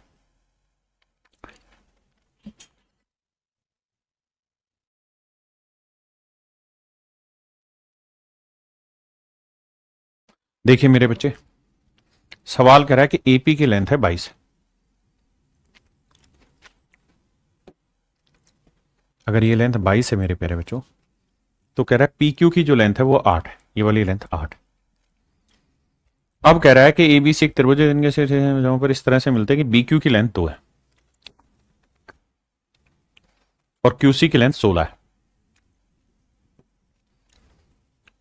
बहुत बढ़िया जी। कहता है ए बी और बीसी भुजाओं के मध्य बिंदुओं को मिलाया गया। ए बी और बीसी के मध्य बिंदुओं को मिलाया गया, यही कह रहा है ना, ए बी और बीसी। तो इसका मिड पॉइंट मिलाया और इसका मिड पॉइंट, बाद में देखेंगे ज्योमेट्री लगेगी। तो कहता है मध्य बिंदु को मिलने वाली रेखा की लंबाई क्या होगी। आप मुझे एक बात बताओ मेरे बच्चे, ये पूरी लेंथ कितनी है? आप कहेंगे साहब 22 है। ये कितनी है साहब? 16। तो ये 22 है, 16, तो ये लेंथ कितनी होगी? तो 22 में से 16 घटाएंगे, लेंथ आएगी साहब 6 सेंटीमीटर। बिल्कुल ठीक है। मेरे प्यारे बच्चों, अगर ट्रिपलेट की थोड़ी बहुत भी आपको समझ है तो आप कहेंगे ये साइड 6 है, ये साइड 8 है, तो आंख बंद करके कह दो सर ये साइड 10 होगी। मैंने कहा कह दी, ये 6 ये 8, तो ये साइड 10 होगी। अब मुझे एक बात ये बताना, ये जो ट्रायंगल है, अब ज्योमेट्री का नियम लगेगा, जो हाईलाइट कर रहा हूं इसे फोकस करना, कि अगर किसी ट्रायंगल की किन्हीं दो साइड्स के मिड पॉइंट को मिलाएंगे तो जो लाइन बनेगी वो तीसरी लाइन के पैरेलल भी होगी और उसकी आधी भी होगी, पैरेलल भी और आधी भी। ये 10 है, तो मेरे नन्हे मुन्ने प्यारे बच्चों ये लेंथ कितनी होगी? 5। ये लेंथ होगी 5। और यही आपसे सवाल में पूछा हुआ है कि ये लेंथ होगी 5 सेंटीमीटर। हाँ जी,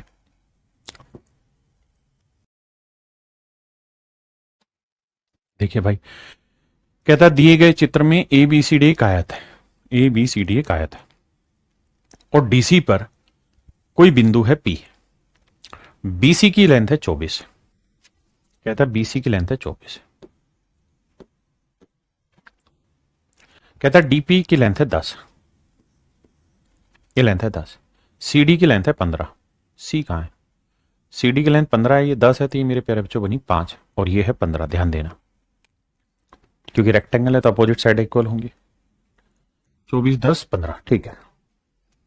के ऊपर प्रतिच्छेदित करते हैं तो ए क्यू की लेंथ बतानी क्या होगी। कह रहा भैया ए क्यू की लेंथ निकाल के बतानी आपने क्या होगी, ये आपका सवाल है। किसकी लेंथ बतानी है मेरे प्यारे बच्चों? ए क्यू की लेंथ आपको निकाल के देनी है, क्या होगी। आइए मेरे प्यारे बच्चों, ए क्यू की लेंथ, यार इसमें निकालना क्या है, ये तो बड़ा आसान है, इसमें इतनी मेहनत क्यों करा रहा है भाई। बीसी की लेंथ उसने अच्छा बीसी की लेंथ 24 दी, माफ करना, बीसी की लेंथ 24 है। हाँ वही मैं कहूँ ना, इतनी तो मेहनत उसको करने की जरूरत ही नहीं है जितना वो दिखा रहा है। बीसी की लेंथ है मेरे प्यारे बच्चों 24, ठीक है जी। अब मुझे पता करना है क्या होगा। आओ भाई लगाते हैं दिमाग। देखो दो चीज है, पहली चीज तो ये, अगर मैं स्टूडेंट हूं तो मुझे पता है कि ये लेंथ 15 और मुझे लेंथ निकालनी है ए क्यू की, ये लेंथ निकालनी है। तो 500% ट्रिपलेट सेट हो रहा है। अगर ट्रिपलेट सेट नहीं हो रहा होता तो रूट में आंसर आता, और रूट में कोई भी ऑप्शन है नहीं। तो मुझे सबसे पहले देखना है कि 15 के साथ कौन सा ट्रिपलेट सेट होता है, 15 के साथ कौन सा ट्रिपलेट सेट होता है। तो भैया 5 से काटें तो 5 3 15, तो 3 से तो 3 4 5 होता है। लेकिन अगर मैं 5 लूं तो 5 3 15, 5 चौक 20, 5 5 25, ये तो सेट ही नहीं हो सकता, क्योंकि जो छोटी भुजा वो 20 है, जबकि यहां तो 24 आ रखी। तो भैया ये नहीं हो रहा सेट, तो फिर कौन सा होगा सर? हम ये भी तो कर सकते हैं 3 से काटे, 3 5 15, तो 5 से कौन सा हो रहा है? 5 12 13। यहां लग सकता है 5 3 15, तो 12 3 36 और 13 3 39, यानी ट्रिपलेट हो सकता है सर 15 36 39, और 36 हो भी सकती है क्योंकि ये 24 है, ये निकल जाएगी। तो मेरे बच्चे आंसर आ गया मेरा 39, जो कि मेरा ऑप्शन में भी दरकार। अगर मैं थोड़ा सा समझदार हूं ट्रिपलेट ढूंढने में तो, लेकिन मैं हूं निरा बावड़ा बालक। तो भैया फिर मैं कैसे करूं इस सवाल को? तो मैं फिर दिमाग कैसे दौड़ाऊंगा सर कि ये बताओ, इस ट्रायंगल में सर ये तो तय है कि ये लाइन और ये लाइन पैरेलल है, क्योंकि रेक्टेंगल की साइड है। और अगर पैरेलल है तो इनकी साइडों की लेंथ का रेशियो क्या है? 1:3, 5 एकम 5, 5 3 15, 1:3। तो हर हाल में इस साइड की लेंथ 1 होगी ना, तो इस साइड की लेंथ 3 होगी। आंख बंद करके आप कहेंगे बिल्कुल। तो 3 ये 1 ये, तो ये लेंथ कितनी आ गई? 2। तो 2 यूनिट 24 है तो 1 यूनिट 12, तो ये लेंथ आएगी 12। तो ये लेंथ आएगी 12 तो ये 36। इसका मतलब ये एक नई राइट एंगल ट्रायंगल बन गई, जिसमें एक साइड 15 है, एक साइड 36 है। ये 15 है, ये 36 है, और आपको ये निकालनी है, तो ये आ जाएगी मेरे प्यारे बच्चों 39, है ना। तो आप इस तरीके से भी सवाल को टैकल कर सकते हैं। करिए मेरे भाई।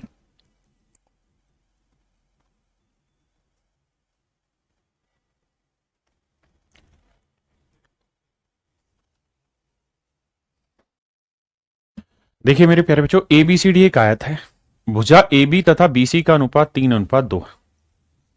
ये लेंथ 3 है मेरे प्यारे बच्चों, तो सवाल में कह रहा है ये लेंथ 2 है। ऐसा मैं नहीं सवाल कह रहा। पी बी का मध्य बिंदु है, कहता है ये इसका मिड पॉइंट है। तो साइन सीपीबी बताना है, साइन सीपीबी बताना है, साइन सीपीबी, साइन थीटा बताना है, और ये वाला एंगल है थीटा मेरे प्यारे बच्चों। आप कहें ठीक है सर, कहां दिक्कत है इसमें निकालने। अब मुझे ये बताओ सर ईमानदारी से एक बात, सवाल ने कहा कि ये लेंथ 3 है तो ये 2 है, बिल्कुल ठीक है। ये 3 है, ये मिड पॉइंट है, तो ये कितनी आई? 3/2 आई, बिल्कुल ठीक बात है। सर साइन थीटा मुझे निकालना है, तो साइन थीटा होता है परपेंडिकुलर अपॉन हाइपोटेन्यूज, तो परपेंडिकुलर हो गया, ये हाइपोटेन्यूज चाहिए। तो हाइपोटेन्यूज कैसे निकलेगा साहब? तो हाइपोटेन्यूज निकलेगा 2 का वर्ग 4 जमा 3/2 का वर्ग 9/4, 4 का वर्ग 16, 16 और 9 25, 25 का वर्गमूल हुआ 5 और 4 का वर्गमूल हुआ 2, तो हाइपोटेन्यूज आया 5/2। तो साइन थीटा होता है मेरे प्यारे बच्चों परपेंडिकुलर अपॉन हाइपोटेन्यूज, तो परपेंडिकुलर हुआ 2 और हाइपोटेन्यूज हुआ 5/2। 2 पलट के ऊपर जाएगा तो 2 दूनी 4/5। तो मेरे प्यारे बच्चों मेरा राइट आंसर होगा 4/5। देखिए भाई,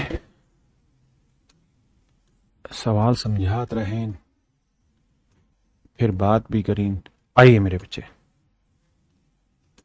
सवाल में कह रहा है कि दी गई आकृति में पी क्यू आर एस एक रेक्टेंगल है, ठीक है, और कह रहा है क्या कि पी क्यू, कहता पी एम जो है वो पी क्यू का 1/3 है। पी एम जो है वो पी क्यू का 1/3 है, पी क्यू का, यानी पूरी लेंथ 3 है तो पी एम 1 है।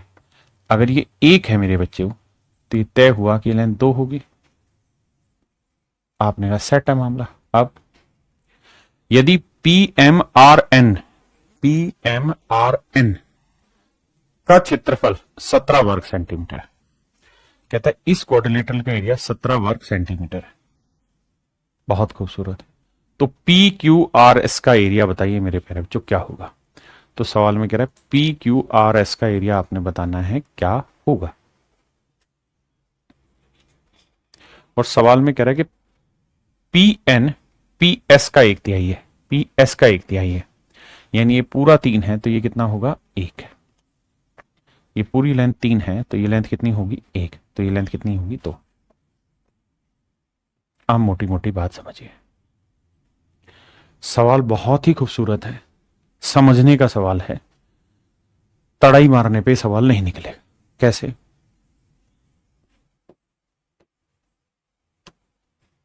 मेरे प्यारे बच्चों ये कोई क्वाड्रिलेटरल, ठीक है जी, बल्कि रेक्टेंगल नाम ही दे दे रहा है, पी क्यू आर एस ऐसे ही है। हाँ जी सर। अगर मेरे नन्हे मुन्ने बच्चों मैं ये डायगोनल खींच दूं तो डायगोनल खींचते ही मुझे एक बात समझ में आनी चाहिए पूरी तरह, और वो ये कि भाई डायगोनल इक्वल एरिया में बांटता है, जितना एरिया ये होगा उतना ही एरिया ये होगा। आपने कहा साहब बिल्कुल ठीक बात है। अगर डायगोनल इक्वल एरिया में बांट रहा है तो जितना क्षेत्रफल इसका होगा उतना ही क्षेत्रफल इसका होगा। बिल्कुल ठीक है। अब सवाल में कह रहा है कि यहां से एक लाइने जा रहा है, यहां इसका नाम है एम, इसका नाम है एम, और ये 1:3 के रेशियो में बांट रहा है। ये 1:3 के रेशियो में बांट ना 1:2 के रेशियो में बांट रहा है, माफ करिएगा, 1:2 में बांट रहा है। अब मैं आपको कुछ समझाना चाहता हूं, कुछ दिखाना चाहता हूं, कुछ बताना चाहता हूं कि थोड़ी ही देर के लिए इसको हटा दिया जाए और सिर्फ ये ट्रायंगल मैं आपको दिखाऊं तो आप ये महसूस करेंगे कि इस ट्रायंगल में ये वर्टेक्स दोनों ही ट्रायंगल का कॉमन है, इस वाली ट्रायंगल का और इस वाली ट्रायंगल, दोनों ही ट्रायंगल का वर्टेक्स कॉमन है आर, बिल्कुल। और दोनों ही ट्रायंगले बेस्ड है इस स्ट्रेट लाइन पे। आपने कहा बिल्कुल। अगर दोनों ट्रायंगलों का एक कॉमन वर्टेक्स भी है, दोनों का बेस एक सेम स्ट्रेट लाइन पे लाई कर रहा है, तो इनके क्षेत्रफलों का अनुपात वही होगा मेरे प्यारे बच्चों जो इनकी भुजाओं की लंबाई का अनुपात है। आपने कहा ठीक है साहब, इसमें भी मान लेते हैं। इसका मतलब ये लेंथ एक ना, ये एरिया 1 यूनिट होगा तो ये एरिया कितना होगा 2 यूनिट। भाई अगर इनके बेस की लेंथ का रेशियो 1:2 है तो मेरे प्यारे बच्चे इनके एरिया की लेंथ का रेशियो भी 1:2 होगा। आपने कहा साहब बिल्कुल ठीक है, हम समझते हैं इस बात को। अगर आप इतनी बात को महसूस करते हैं और हमारी बात को समझ रहे हैं आप, तो एक बात बताइए, इस लाइन को अगर हम हटा ले रहे हैं तो ये पूरा एरिया कितना आ गया? तो सब पूरा एरिया आ गया 3। बिल्कुल ठीक है, पूरा एरिया आ गया 3, मान ली बात, पूरा एरिया आ गया 3। और पूरा एरिया 3 आया तो उसमें ध्यान ये देना कि ये एरिया कितना आया था। तो आप कहेंगे साहब ये जो एरिया आया था ये 1 यूनिट आया था, ये एरिया 2 यूनिट आया। अब मेरे बच्चों एक बात ये भी मुझे बताइए कि ये डायगोनल था, अगर ये एरिया 3 है तो हर हाल में ये वाला एरिया भी 3 होगा, इसमें तो सोचना ही नहीं। बिल्कुल ठीक बात है। और ये जो पॉइंट है ये n है, ये पॉइंट है n, तो मेरे नन्हे मुन्ने बच्चों ये रेशियो भी 1:2 हुआ। ये एक है तो ये लेंथ 2 है, बिल्कुल। तो यहां पे भी वही दिमाग दौड़ाएंगे, कौन से वाला दिमाग, कि सर देखिए एक तो ये वाला ट्रायंगल है इस वाले वर्टेक्स पे जुड़ा हुआ है, एक मेरे प्यारे बच्चों ये वाला ट्रायंगल है, दोनों ही त्रिभुज का एक उभयनिष्ठ शीर्ष भी है और दोनों ही त्रिभुजों का आधार एक सेम स्ट्रेट लाइन पर लाई कर रहा है। अगर ऐसा है मेरे प्यारे बच्चों, तो इनके क्षेत्रफलों का अनुपात वही होगा जो इनके आधार की लंबाई का अनुपात होगा। तो ये एरिया 1 यूनिट होगा तो ये एरिया 2 होगा, क्योंकि इनके बेस का लेंथ 1 2 है तो एरिया का रेशियो 1 2 होगा। और ये 3 एरिया था तो ये भी 3 ही लिया मैंने। आपने कहा ठीक है। तो अब आपने एक चीज नोटिस की, और वो नोटिस ये की कि ये एरिया 1 है तो ये एरिया भी 1 है तो ये एरिया भी 2 है। यानी अगर पूरी रेक्टेंगल के एरिया जानना चाह रहे तो 2 2 4 और एक 5 और एक 6 यूनिट हुआ। कंप्लीट रेक्टेंगल का एरिया अगर आप जानना चाह रहे हैं, rectangle P Q R S का area, P Q R S का एरिया आप जानना चाह रहे हैं तो वो होगा 6। जबकि जो क्वाड्रिलेटरल है, कौन सी, P M R N, P M R N, इसका एरिया कितना होगा, P M R N, P M R N, इस क्वाड्रिलेटरल का एरिया होगा 1 और 1 2। आप कहेंगे ये बात सही है भाई, अगर पूरी का 6 था तो इसका एरिया था 2। अगर रेशियो निकालोगे तो ये आएगा 3 तो ये आएगा 1। जबकि इस क्वाड्रिलेटरल का एरिया दे रखा है 1 यूनिट नहीं 17 वर्ग सेंटीमीटर। तो ये एरिया 1 यूनिट 17 वर्ग सेंटीमीटर है, तो 3 यूनिट क्या होगा, 17 3 51। तो ये वाला एरिया होगा मेरे बच्चे 51 वर्ग सेंटीमीटर। और यही आपसे सवाल में पूछा हुआ। बहुत सारे ढक्कन ऐसे हैं जो इतने बावले हैं कि उन्होंने बस आंख बंद किया और 34 बोल दिया, डबल कर दो। ऐसे नहीं बनेगी ना बात भाई, करिए।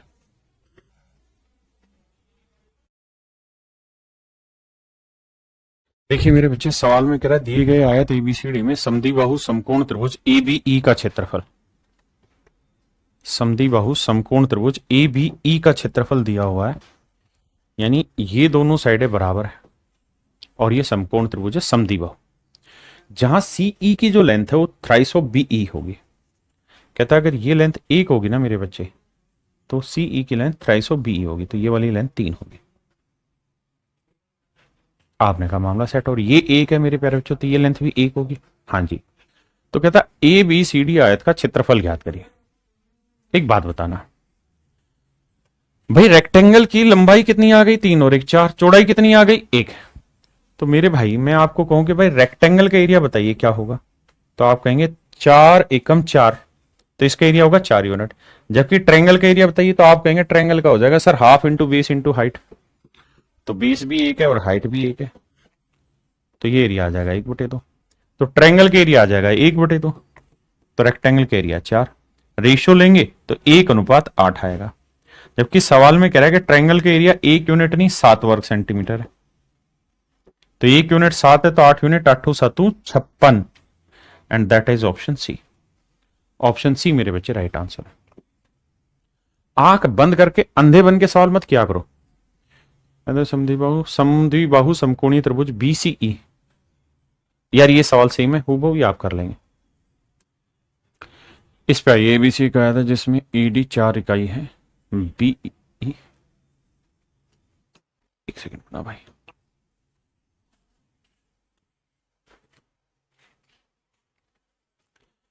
सवाल में कह रहा दिए गए जिसमें एडी 4 इकाई है, एडी की लेंथ है 4 यूनिट। बहुत बढ़िया।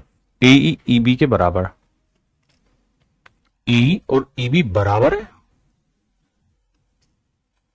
अगर ए और ईबी बराबर है तो इसका लो ई मिड पॉइंट हुआ। A and EB are equal, E F perpendicular to DB, no issue, and half of DE.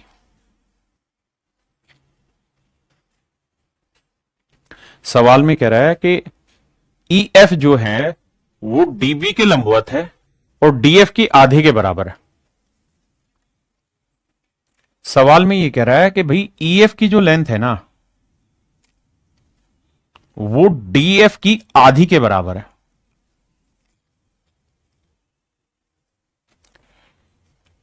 और डी एफ के आधे के बराबर है, यानी ये लेंथ अगर 2x होगी तो ये वाली लेंथ x होगी। त्रिभुज डी ई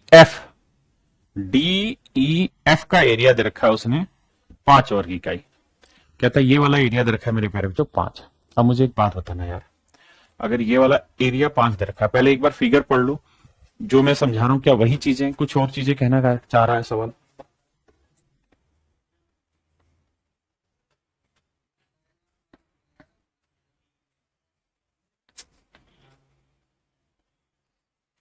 आइए मेरे बच्चे, आपने कहा जी वही सेम बातें, तो डी ई एफ का एरिया निकालेंगे तो half into base into height, base हो गया मेरे बच्चे 2x और हाइट हो गई कितनी x, और ये एरिया है 5, 2 से 2 कटा तो एक्स स्क्वायर बराबर 5 आ गया, एक्स स्क्वायर बराबर 5 आ गया। अब मेरे प्यारे बच्चों मैं आपसे कहूं कि यार ये वाली साइड की लेंथ निकाल के बताओ मुझे, तो आप कहोगे देखो साहब अगर एक्स स्क्वायर की लेंथ 5 है तो एक्स की लेंथ कितनी आ गई, √5। बिल्कुल ठीक है। अब सर एक राइट एंगल ट्रायंगल है, एक राइट एंगल ट्रायंगल है,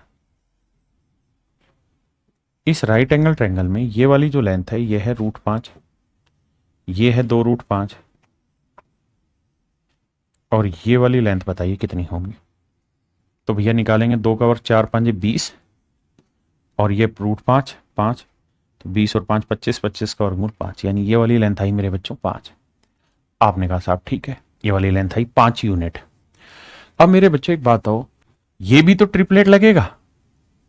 अगर आप थोड़ा ऑब्जर्वेशन बैठाए हैं तो आपको शायद ये समझ आए कि ये भी तो ट्रिपलेट लगेगा, और अगर ये ट्रिपलेट लगेगा तो ये राइट एंगल ट्रायंगल बनी, बिल्कुल बन गई जी साहब। और अगर ये समकोण त्रिभुज है, ये 4 है ये 5 है, तो ये कितनी होगी, ये 4 है मेरे प्यारे बच्चों ये 5 है, तो ये कितनी होगी, तो आंसर होगा 3, ये लेंथ आई 3। और चूंकि उसने खुद ही कह दिया है कि ई मिड पॉइंट है तो ये 3 है, तो मेरे बच्चों ये लेंथ भी कितनी होगी 3। तो इसका मतलब रेक्टेंगल की लेंथ कितनी होगी 6, और ब्रेड्थ कितनी होगी मेरे प्यारे बच्चों 4, तो एरिया होता है 4 6 24, यानी लेंथ इंटू ब्रेड्थ, तो आंसर होगा मेरे प्यारे बच्चों 24। Option B is your correct answer. Option B मेरे प्यारे बच्चों करेक्ट आंसर। हाँ जी,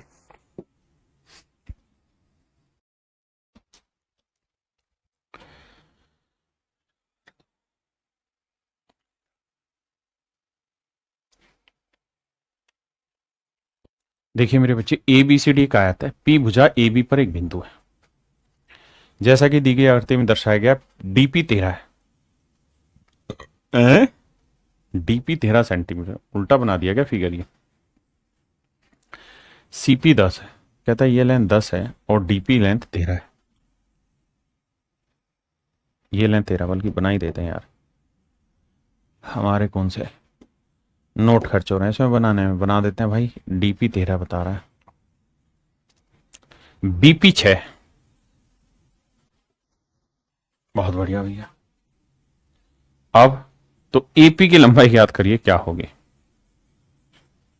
आओ मेरे भाई, बड़ा ही आसान है, ये तो तय है कि रेक्टेंगल है तो ये 90 डिग्री बनाएगा, ये भी 90 डिग्री बनाएगा, ये भी तय है कि यहाँ ट्रिपलेट फॉलो करा ही देंगे हम, क्योंकि ये साइड 6 है तो ये वाली साइड 8 हो जाएगी और ये साइड 10 दे रखी है, तो अगर ट्रिपलेट फॉलो हो रहा है बाबू तो ये साइड आएगी 8, और रेक्टेंगल है तो ये 8 है तो ये भी 8 होगी।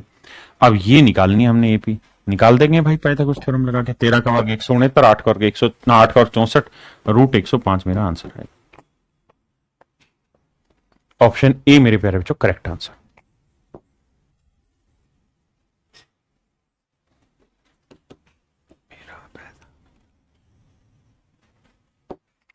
कहता लेंथ है L, ब्रेड्थ है B और पेरीमीटर है P, तो P पेरीमीटर जो कि रिप्रेजेंट करेगा twice of L plus B के।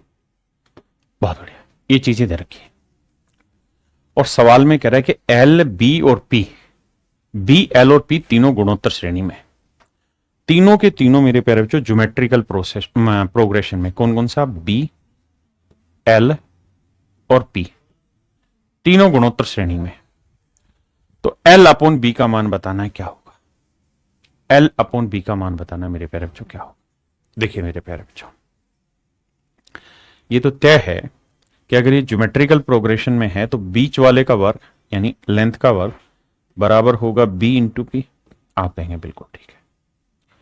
ये तो ज्योमेट्रिकल प्रोग्रेशन का रिलेशन है। पहले इतनी बात समझिए, फिर आगे बताऊं।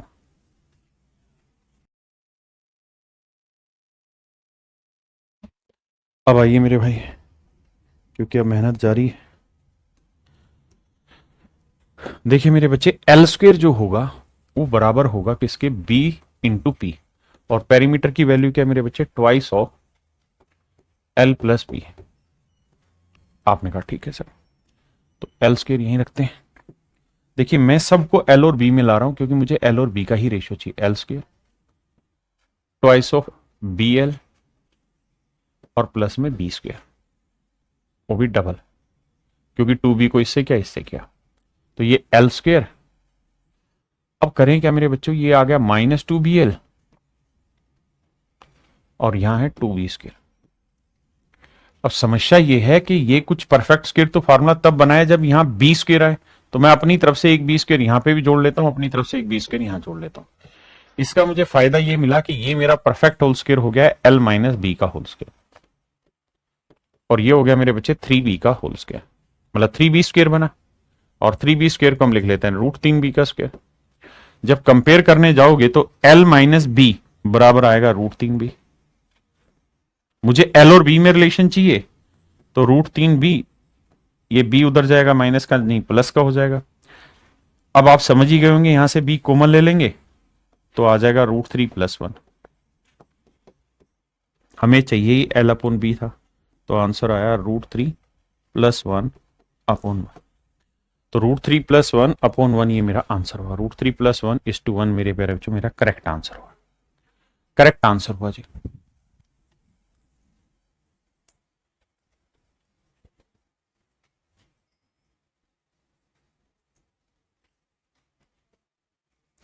अब बहुत सारे भाई ये सोचेंगे कि हम यहां कुछ वैल्यू एज्यूम कर ले।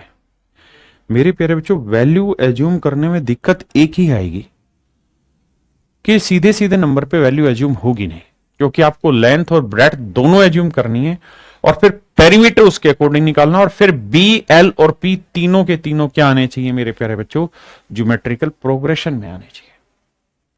तीनों ही ज्योमेट्रिकल प्रोग्रेशन में आने चाहिए। अब एक कहानी ये हो सकती है कि हम इस सवाल को ऑप्शन से चले जाएं। भाई अगर मैं लेंथ को दो मान लूं, ध्यान देना मेरी बात को सुनना, अगर मैं लेंथ को दो मान लूं, लेंथ को दो मान लूं, तो हमें पता है कि L square equal to B into P होगा। अगर मैं लेंथ को दो मान लूं तो दो का वर्ग चार, तो ब्रेड्थ एक होगी, और पेरीमीटर क्या होगा, लेंथ जमा ब्रेड्थ का डबल, दो और एक तीन, तीन का डबल छह, क्या बराबर आया, नहीं, हटा दो, ऑप्शन गलत है। अब आते हैं मेरे बच्चे सिंपल इस पे, डी पे, क्योंकि जो सिंपल सिंपल उसे चेक करेंगे। अगर लेंथ दो है तो दो का वर्ग चार, तो ब्रेड्थ कितनी है, रूट तीन, और पेरीमीटर क्या होगा, तो आप कहेंगे पेरीमीटर होगा लेंथ जमा ब्रेड्थ का डबल, तो लेंथ जमा ब्रेड्थ करेंगे दो जमा रूट तीन, इसका डबल करेंगे तो चार जमा दो रूट तीन, चार जमा दो रूट तीन, मल्टीप्लाई करके कभी भी चार के बराबर नहीं आएगा। अब मेरे बच्चे अगला ऑप्शन ट्राई करो, बी और सी में से। तो ऐसे आपको ऑप्शन ट्राई करने पड़ेंगे कि भाई लेंथ की रेशियो मान लेते हैं रूट तीन जमा एक है, ब्रेड्थ हो गई मेरी एक, ठीक है जी। तो पेरीमीटर कितना हो गया, दोनों को जोड़ोगे एक और एक दो जमा रूट तीन, तो गुना करोगे तो आएगा चार जमा दो रूट तीन पेरीमीटर। अब लेंथ है कितनी, रूट थ्री प्लस वन का होल स्क्वायर, ब्रेड्थ है कितना एक, और पेरीमीटर कितना है जी, चार जमा दो रूट तीन। अब देखिए मेरे प्यारे बच्चों, क्या इसका वर्ग इसके बराबर है, हाँ सर है, तो इसका मतलब ये राइट है, नहीं तो गलत होता, ठीक है। तो ये कार्रवाई हमें यहां करनी पड़ती है। अब आते हैं मेरे प्यारे बच्चों अगले कॉन्सेप्ट पे। अगला कॉन्सेप्ट क्या है कि अगर आपको किसी रेक्टेंगल में, रेक्टेंगुलर पार्क हो और उसमें आपको लेंथ दे रखी हो, आपको उसकी ब्रेड्थ दे रखी हो, और फिर आपको सवाल में ये कह दे कि भैया हमने इसके अंदर एक रास्ता बनाया है, इसके अंदर एक रास्ता बनाया है, ये वाला इसके अंदर एक रास्ता बना दिया, ये इसमें एक रास्ता बनाया, और जो रास्ता बनाया ना मेरे प्यारे बच्चों, ये x मीटर चौड़ा रास्ता बनाया है, यानी ये लेंथ x है, यहां से भी देखोगे तो ये वाली लेंथ भी x ही है, ये वाली लेंथ भी मेरे प्यारे बच्चों x है, ये वाली लेंथ भी x है। अगर मेरे प्यारे बच्चों अंदर की तरफ रास्ता बनाया हुआ है तो क्या करेंगे, तो भैया पहले पूरी बड़ी रेक्टेंगल का एरिया निकालेंगे, उसमें से छोटी का एरिया घटा देंगे। छोटी का एरिया क्या होगा भाई, लेंथ एल थी, एक्स यहां से गया, एक्स यहां से गया, तो ये लेंथ आ गई एल माइनस टू एक्स। ऐसी ब्रेड्थ एक्स यहां से गया, एक्स यहां से गया, तो ये आया बी माइनस टू एक्स। तो बड़ी रेक्टेंगल में से छोटी रेक्टेंगल का एरिया घटाओगे तो ये आपके पास डायरेक्ट ही सूत्र आ जाएगा कि भैया कहां गया सूत्र, ये रहा, ये सूत्र आ जाएगा मेरे प्यारे बच्चों, नहीं ये नहीं, यह कि एरिया ऑफ पाथ के रास्ते का जो क्षेत्रफल है वो twice of width of path, यानी जितनी रास्ते की चौड़ाई हुई उसको 2 से गुना करना है, गुना में ब्रैकेट में एल जमा बी माइनस टू एक्स आएगा, एल जमा बी माइनस टू एक्स आएगा, एल जमा बी माइनस टू एक्स आएगा। हाँ जी, और पेरीमीटर जो होगा उसमें क्या करना होगा, अंदर वाले का पेरीमीटर लेना होगा प्लस बाहर वाले का पेरीमीटर लेना होगा।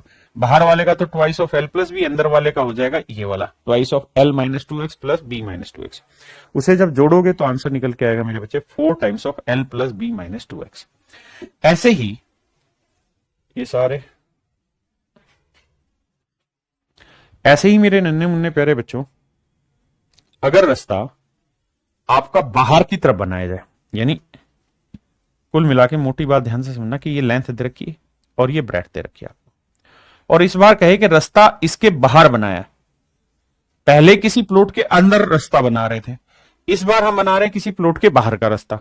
तो जब हम बाहर की तरफ रास्ता बनाएंगे एक्स मीटर चौड़ा, तो अंदर बना रहे थे तो ये वाली चीज माइनस में थी, बाहर बना रहे हैं मेरे प्यारे बच्चों तो ये वाली चीज आएगी प्लस में, twice of X into L plus B plus two X.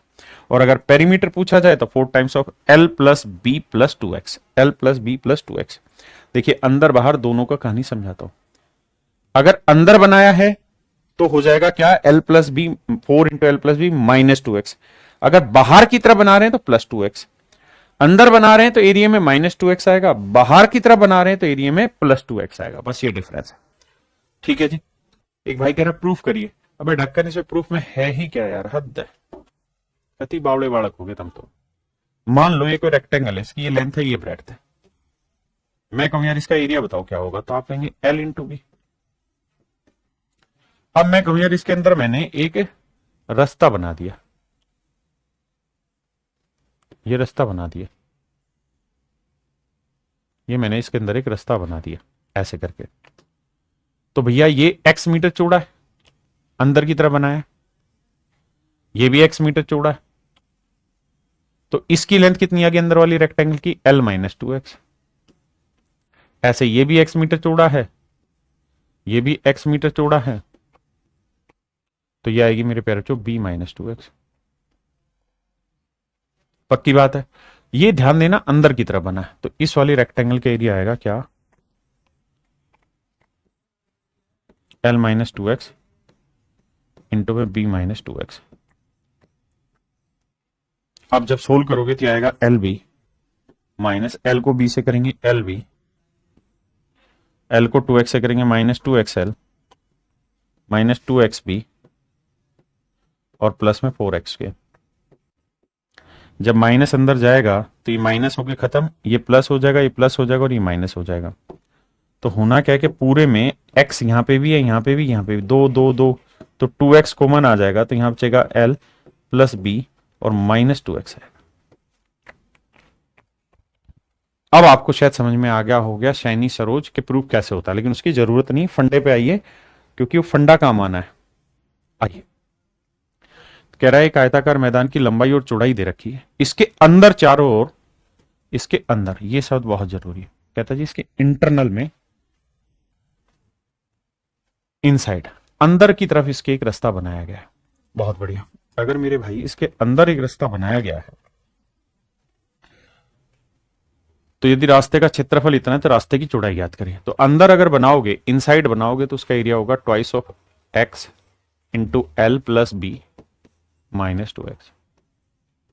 अब 2x है, एल की लेंथ की वैल्यू 38 और ब्रेड्थ की 32, 38 जमा 32 करेंगे तो 70 आएगा और माइनस 2x है, और ये एरिया है भाई 600 के। अब ध्यान देना, 2 से काटोगे 300 आया, पूरे में से 2 कॉमन आ रहा है, आप कहेंगे आ रहा है, 2 एकम 2, या मत काटो, बाद में बताता हूं स्टेप, वरना फिर कहोगे प्रूफ करो। अब यहां से 2 कॉमन आ जाएगा, बिल्कुल आ जाएगा, तो यहां क्या बचा, 35 माइनस एक्स बराबर 300, 2 से फिर काटोगे 150 आएगा। अब कुल मिला के कहानी आई x गुना 35 माइनस एक्स बराबर है 150। अब मेरे प्यारे बच्चों, आपको कुल मिला के देखना है, यहां ध्यान से समझना, क्या देखना है भाई आपको कि रास्ते की चौड़ाई क्या हो, यानी x की वैल्यू क्या हो कि इन दोनों का प्रोडक्ट 150 आ जाए। करते हैं जी कोशिश, ऑप्शन से उठाइए भाई। ऐसे दो नंबर ढूंढिए जिनका मल्टीप्लीकेशन तो हो 150 और उन्हें जोड़े तो आए 35। तो आप कहेंगे एक 5 ले लो और एक 30 ले लो, 5 3 15, 30 हो गया, 30 और 5 35, तो x की वैल्यू आ गई 5, 35 में 5 गया 30, सेटिस्फाई हो गया, सेटिस्फाई हो गया तो विड्थ आ गई 5, वरना फिर क्वाड्रेटिक इक्वेशन।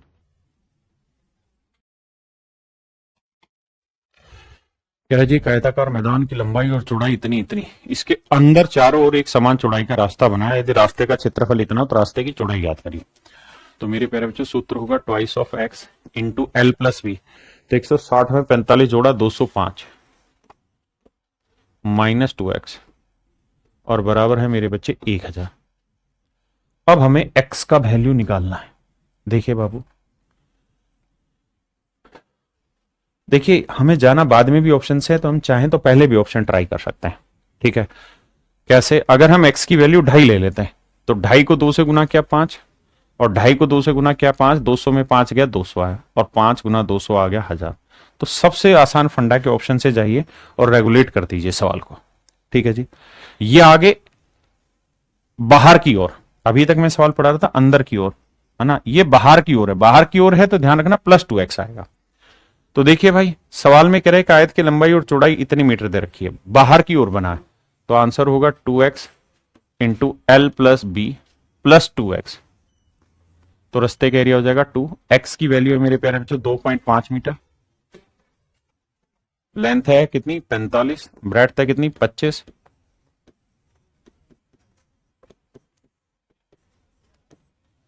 तो यह आया 5, ये रहा 45 जमा 25 कितना आया 70 और ये 5 75, तो 5 ऊपर जो 25, 5 7 35 और 2 37। तो मेरे नन्हे मुन्ने प्यारे बच्चों, पहली बात तो ये कि एरिया आएगा 375, ना माफ करना, पहले उसने पेरीमीटर पूछा फिर एरिया, तो एरिया 375 यहां है। अब कहता है साहब पेरीमीटर बताइए, तो अगर बाहर की तरफ बन रहा हो बाबू तो पेरीमीटर का रास्ता फार्मूला पर लिखवाए हैं 4 times of L plus B plus 2x, 4 times of L plus B plus 2x, तो पेरीमीटर होगा 4 times of L plus B plus 2x। अब देखिए भैया 4, 45 जमा 25, 45 जमा 25 हो गया कितना 70 और ये 2.5 दूनी 5 75, तो 75 गुना 4 करोगे मेरे प्यारे बच्चों तो आएगा 300। तो ये बी ऑप्शन आपका एब्सोल्युटली करेक्ट है, जिसके अंदर पेरीमीटर भी आ गया, जिसके अंदर एरिया भी आपने पूछ लिया, बी बी बी, क्योंकि पहले पेरीमीटर था। मेरे प्यारे बच्चों ये सवाल आसान है, आप लोग खुद कर लेंगे। ठीक है, अब आते हैं इसके अगले कॉन्सेप्ट पे। अभी तक मेरे प्यारे बच्चों जो रास्ता था वो इन दीवारों के साथ साथ बना हुआ था, ऐसे बाहर बाहर या अंदर अंदर ऐसे बना हुआ था। अब जो रास्ता बन रहा है वो कैसे बन रहा है साहब? अब बन रहा है बीचों बीच, यानी बीचों बीच एक रेक्टेंगुलर बन रहा है, यहां पे बीचों बीच एक यहां बन गया, ऐसे ही बीचों बीच एक मेरे प्यारे बच्चों यहां बन गया। तो अब बीचों बीच अगर बन रहा है तो कैसे कहानी चलेगी उसको समझते हैं। तो अगर मेरे प्यारे बच्चों बीचों बीच बन रहा है और x मीटर चौड़ा बनने लग रहा है, x मीटर चौड़ा बनने लग रहा है, तो फिर एरिया हो जाएगा x times of l plus B minus X, x times of l plus B minus X. और मेरे प्यारे बच्चों जो इसके परिधि होगी, पेरीमीटर होगा, उसको भी आंख बंद करके नोट करना, twice of l plus B minus 2x। ये हो जाएगा मेरे प्यारे बच्चों इसका पेरीमीटर, हाँ जी, और ये हो जाएगा मेरे प्यारे बच्चों इसका एरिया। देखिए वहां पे 2x होता था अंदर बाहर, यहां सिर्फ x हो रहा। भाई इतना सा लॉजिक, आई करिए सवाल। कह रहे जी एक आयताकार मैदान की लंबाई और चौड़ाई क्रम से 80 मीटर और 60 मीटर, इसके बीचों बीच 10 मीटर चौड़े दो रास्ते हैं, मतलब एक ऐसे है तो दूसरा मेरे बच्चे ऐसे, बीचों बीच दो रास्ते हैं। इनमें से एक लंबाई के समानांतर, दूसरा रास्ता चौड़ाई के समानांतर रास्ते का क्षेत्रफल ज्ञात करिए। तो मेरे प्यारे बच्चों रास्ते के एरिया बताया x into L plus B minus X, तो एरिया हो जाएगा रास्ते का x into L plus B minus x.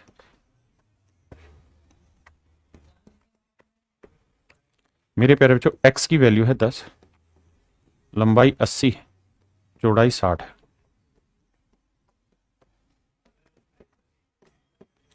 अस्सी और 60 140, 140 में से 10 गया 130। तो आंसर आया मेरे नन्हे मुन्ने प्यारे बच्चों 1300 वर्ग मीटर।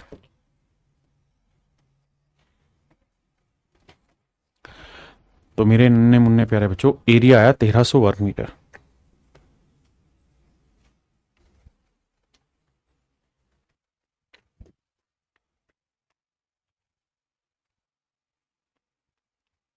देखिए मेरे बच्चे, कहता है एक आयताकार मैदान की लंबाई और चौड़ाई क्रमशः 90 मीटर और 70 मीटर है। इसके बीचों बीच एक समान चौड़ाई के दो रास्ते की लंबाई और रास्ते का क्षेत्रफल दे रखा है, तो रास्ते की चौड़ाई याद करिए। तो सूत्र होगा मेरे बच्चे x into L plus B. तो 90 जमा 7 70, 160 माइनस एक्स। एरिया है 624। बहुत आसान है इन्हें ढूंढना। क्यों? क्योंकि 624 के ऐसे दो फैक्टर जिन्हें मल्टीप्लाई करे 624 लेकिन जोड़े तो 160 है। तो ऑप्शन ट्राई करो यार सबसे पहले। अगर ये 3 ले लेंगे तो देखो, अगर यहाँ 160 भी होता तो 16 थी 48 नहीं बैठेगा 3 पे। 3 तो गलत है। 4 लेके देखते हैं। ये 4 होगा तो 160 में 4 गया 156। और देखो 4 6 24, 15 चौको 60, सेट होने लग रहा है। तो मेरे बच्चे ऑप्शन सी आपका करेक्ट आंसर है।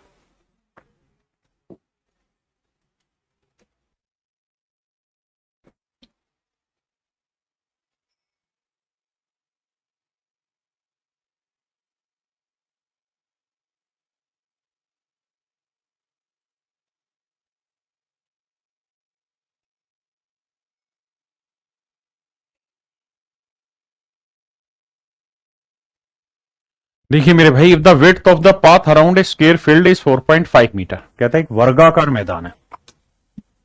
देखिए अभी तक जो सवाल आप पढ़ रहे थे बाबू, ये था रेक्टेंगल, अब है वर्गाकार। कह रहा भैया ये कोई वर्गाकार मैदान है, इसके चारों ओर स्थित मार्ग की चौड़ाई स्क्वायर फील्ड। कहता है एक स्क्वायर फील्ड है, उसके बाहर की तरफ, कहता है उसके बाहर 4.5 मीटर चौड़ा एक रास्ता बनाया गया। कहता है एक और रास्ता बनाया जिसकी चौड़ाई 4.5 मीटर है, और वो इसके भैया बाहर बनाया।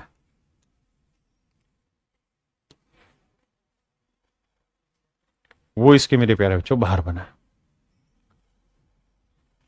उतना क्लियर मेंशन नहीं है, लेकिन मान के देखते हैं कि भाई बाहर की तरफ बना है 4.5 मीटर चौड़ा।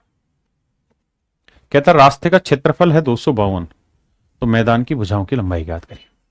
अब आप ये बात जानते हैं कि स्क्वायर की सारी साइडें बराबर होती है, लेंथ भी एल होगी और ब्रेड्थ भी एल ही होगी।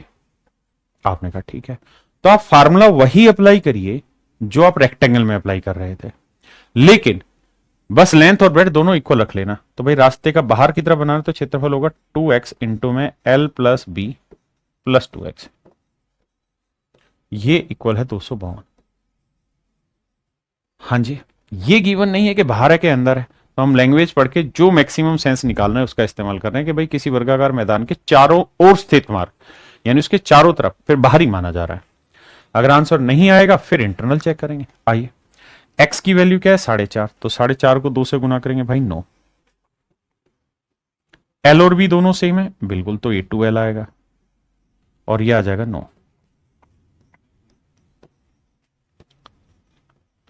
अब भैया उड़ाते हैं, 9 से उड़ाएंगे, 9 3 27 नहीं होगा, 9 दूनी 18, 18 7 9 8 72। तो 2l प्लस 9 बराबर 28। हाँ जी, तो l की वैल्यू आ जाएगी 19। 19 का आधा करोगे 8.5, नहीं 9.5। तो आंसर आएगा मेरे प्यारे जो 9.5। तो भैया स्क्वायर फील्ड की जो लंबाई होगी या चौड़ाई होगी वो 9.5 मीटर। चलिए मेरे प्यारे बच्चों, आज के लिए इतना ही रखते हैं, बाकी आपसे फिर कल मिलते हैं। थैंक यू आप सभी का, धन्यवाद।